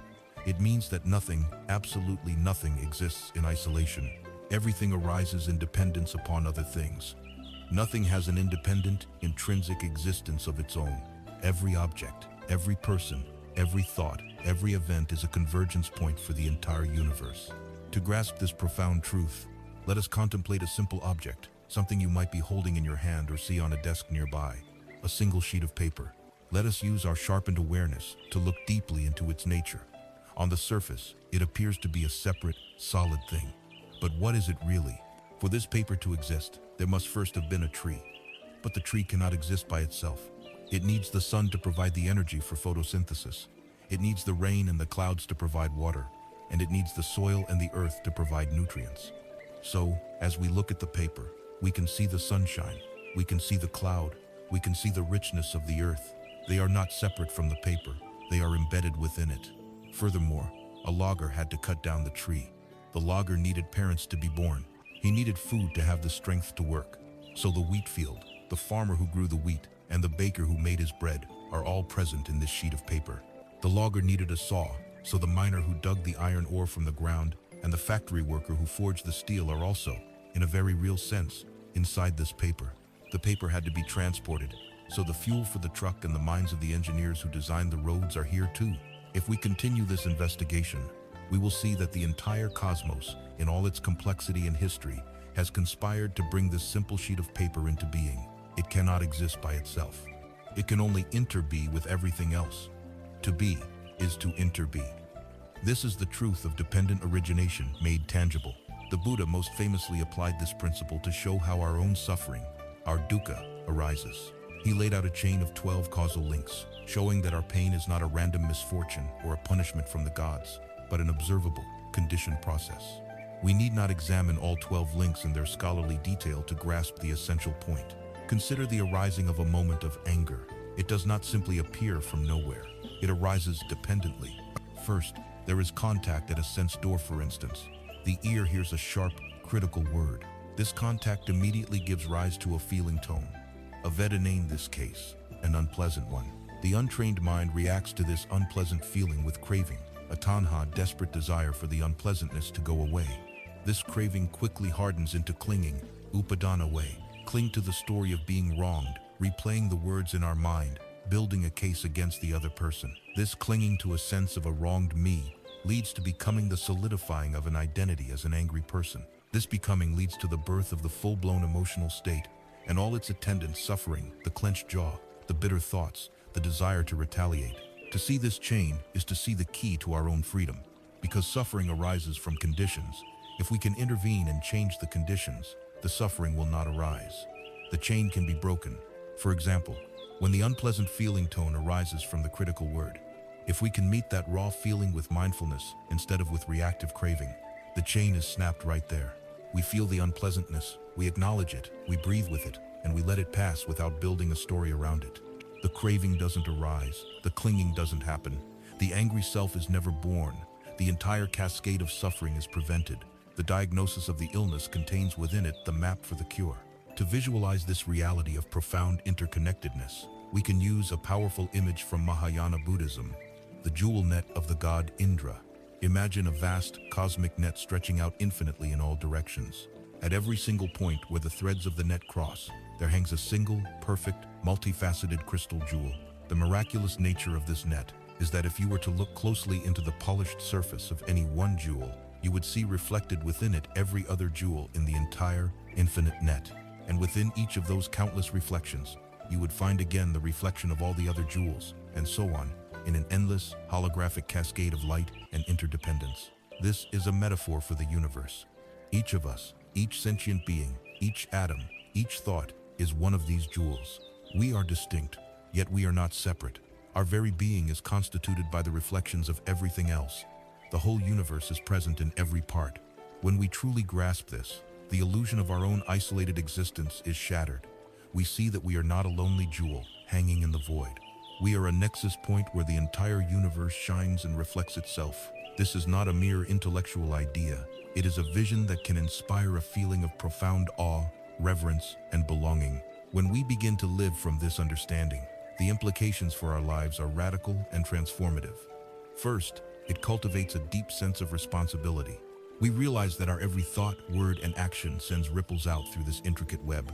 We are not isolated actors whose choices affect only ourselves. We are part of a single, unified system. An act of kindness here resonates through the entire net. An act of cruelty here sends a shudder through the whole fabric. This understanding naturally leads to a more careful, mindful, and caring way of life. Second, it gives rise to a profound and unshakable compassion. The hard-drawn line between self and other, between my problems and your problems, is seen to be an illusion. When we understand that every being is a product of countless causes and conditions, just as we are, blame and judgment lose their meaning. How can we truly hate another jewel in the net when we see that our own reflection is contained within it, and its reflection is contained within us? To harm another is, in a very real and tangible way, to harm ourselves. Compassion ceases to be a moral imperative and becomes a simple, logical recognition of reality. Finally, this vision of dependent origination is the ultimate cure for the deep existential ache of alienation. The feeling of being a lonely, separate self, a stranger in a foreign world, is seen through as a perceptual error. We are not separate from the world, looking in. We are not visitors here. We are the world, experiencing itself. We are a wave in the ocean of being. We belong here, completely, fundamentally, and irrevocably. This profound wisdom of interconnectedness is the culmination of our investigative journey. It unites the insights of impermanence and no-self into a single, dynamic, and holistic vision of reality. It shows us not just that we are empty of a separate self, but what we are full of. The light of every star, the strength of every tree, the history of every ancestor, the presence of every other being. With our entire perspective on ourselves and the world transformed by this wisdom, there is only one task remaining. It is the great work of integration, the art of learning to walk through our world, to live our lives, and to perform our simple daily actions with this vast, compassionate, and interconnected vision as our constant guide and our truest home. Our long and deep journey has taken us to the very summit of wisdom. We have stood on the peak and looked out upon the vast, interconnected landscape of reality. We have seen the truth of impermanence, the selfless nature of our own being, and the intricate, causal web of dependent origination that weaves all of existence into a single, seamless fabric. We have trained our minds to be still and sharp, and opened our hearts to a boundless love and compassion. But a map, however perfect, is not the territory. The view from the summit is not our permanent home. The ultimate purpose of this entire path is not to remain in blissful meditation on a remote mountaintop, but to learn how to bring the wisdom of the mountain down into the messy, beautiful, and demanding marketplace of our everyday lives. The question that naturally arises now is the most practical one of all. How does this profound understanding help me when my alarm clock rings at 6 o'clock tomorrow morning? How does the truth of no-self help me navigate a stressful meeting at work? How does dependent origination help when I am arguing with my partner? This final stage of our exploration is dedicated to this crucial work of integration. It is about weaving the golden threads of the Dharma into the simple, ordinary cloth of our daily existence. The great Zen saying reminds us, before enlightenment, chop wood, carry water. After enlightenment, chop wood, carry water. The outer activities of our lives may not change, but with the application of this wisdom, our inner experience of them, the quality of our presence, is transformed completely. Let us first consider the workplace, for many a primary source of stress and conflict. We can learn to reframe our office, our store, or our workshop, not as a battlefield of stress, but as a rich and fertile monastery for our practice. In a culture that glorifies multitasking, we can practice the quiet rebellion of single tasking. When you are writing an email, just write the email. Feel the sensation of your fingers on the keyboard. Focus your mind on the words you are forming. When you are in a meeting, practice the art of deep listening. Instead of formulating your own response while someone else is speaking, offer them the gift of your full, undivided attention. You will find that you understand more, and your own contributions will become more insightful. The workplace is also a potent field for practicing right speech. We can make a conscious vow to abstain from office gossip, to refuse to engage in slander, and to speak to our colleagues with honesty and kindness. When a coworker is being difficult, instead of letting irritation fester, we can silently practice metta, repeating in our mind, "May you be happy. May you be at peace." This practice does not magically change them, but it radically transforms our own inner state from one of agitation to one of goodwill. And when the pressure of deadlines and demands feels overwhelming, we can remember the truth of anicca. This stressful project, this difficult quarter, this challenging boss, this too shall pass. Seeing the impermanent nature of the situation prevents it from solidifying into an unbearable, monolithic burden, allowing us to navigate the pressure with far more grace and perspective. Next, we bring the practice home, to our most intimate relationships with family and partners. It is often here that our practice is most severely tested, for it is here that our attachments are strongest and our emotional reactions most deeply ingrained. Our relationships are a powerful mirror, constantly reflecting back to us our own clinging and conditioning. We can transform them into a practice of love and wisdom. We can practice karuna, or compassion, through the simple act of deep listening. So often, our loved ones do not need us to fix their problems. They need us to bear witness to their pain, to feel heard and understood, to put down our phone, to turn off the television, and to offer our silent, loving presence is one of the greatest gifts we can give. We can also practice the wisdom of non-attachment by letting go of our unrealistic expectations. So much of our domestic conflict arises from wanting our partner or our children to be a certain way, to conform to the image we hold in our mind. To love them is to let go of this image and to embrace them as they are, a sovereign, ever-changing, selfless process, just like ourselves. And in moments of conflict, we can use the power of the mindful pause. When an argument starts and we feel our buttons being pushed, instead of instantly firing back with a defensive or hurtful retort, we can train ourselves to take one single, conscious breath. In the sacred space of that one breath, we can choose to respond with wisdom rather than react with habit. That single breath can alter the entire course of a relationship. We must also turn our mindful attention to a uniquely modern challenge: our relationship with technology. Our devices, particularly our smartphones, can be wonderful tools, but they can also become our masters, constantly pulling our attention away from the present moment and into a scattered world of digital distraction. We can choose to engage with technology mindfully. We can create sacred times and spaces, declaring the dinner table, for example, a phone-free zone. We can resist the urge to check our phone first thing in the morning, instead dedicating the first few moments of our day to connecting with our own breath and intentions.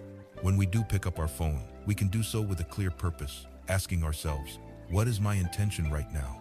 We can also apply the wisdom of the path to what we consume online. We can choose to nourish our minds with content that is uplifting and educational, while consciously turning away from material that is designed to stoke our anger, our envy, or our anxiety. In doing this, our technology ceases to be a source of dukkha and becomes a tool that can, at times, even support our path. Ultimately, the goal of integration is to dissolve the artificial boundary between practice time and the rest of life. Every moment becomes an opportunity to practice. Washing the dishes can be a rushed chore done while lost in thought, or it can be a profound meditation. You can feel the warmth of the water on your hands, see the iridescent beauty of the soap bubbles, hear the sound of the plates clinking together. As Thich Nhat Hanh taught, if you cannot wash the dishes mindfully, you cannot practice meditation in the meditation hall. Your daily commute can be a cauldron of road rage, or it can be a time for practice. You can listen to a Dharma talk, silently practice metta for the other drivers trapped in traffic alongside you, or simply feel the physical sensation of your hands on the steering wheel. Every walk can be a walking meditation. feeling the solid earth beneath your feet with each and every step. The path is not a separate activity we do. It is the way we live. It is the quality of attention and kindness we bring to the totality of our experience. The great insight is that there is no final destination to arrive at, no future state of perfect enlightenment to achieve. The path itself is the destination. The joy is in the walking. As the teaching says, there is no way to happiness. Happiness is the way. The purpose of all this training, all this looking, all this opening, is not to become a new and improved version of ourselves, not to achieve the status of a perfect Buddhist. It is simply to become more fully, more authentically, who we already are, beneath all the layers of conditioning and fear. It is to uncover the calm, clear, compassionate awareness that has been our true nature all along. The practice never ends, because life is always unfolding. But with these tools of wisdom and compassion in our hands, we can walk the path of our one precious life with courage, with grace, and with a deep and unshakable peace. We return to the quiet stillness of 3 a.m. The clock on the nightstand still glows with the same indifferent numbers, but something has fundamentally changed. In the beginning of our journey, this was a battleground, a place of wrestling with thoughts, of fighting the sheets, of pleading for a sleep that would not come. The mind was a frantic storm, and you were trapped in its fury. But now, look, the person lying there is no longer at war. There is no struggle. Instead, there is a gentle turning towards, a return to the breath, in and out. A simple anchor in the present moment, the familiar worry about a meeting tomorrow, the echo of a harsh word from yesterday. These things still arise, but they are no longer invaders to be repelled. They are seen as what they are, clouds passing through the vast, open sky of awareness. They are acknowledged, without judgment, and allowed to drift by. There is a quiet sending of compassion, not to a distant person, but to the very self that is lying there, awake and anxious. An acceptance of this moment, just as it is. This is the great journey we have taken, from seeing the mind as a prison, its walls built from our own resistance, to transforming it into a space of freedom, of peace, where rest can be found, whether sleep comes or not. The ultimate truth is this: peace is not the absence of the storm, but the profound stillness at its very center. A good night's sleep is not a trophy to be won through struggle, but a gentle gift that arrives from the simple act of letting go. The wisdom of Zen does not offer you a magical cure, a pill to swallow that erases all difficulty. Instead, it offers you a key to unlock the profound tranquility that has, all along, been waiting patiently inside of you.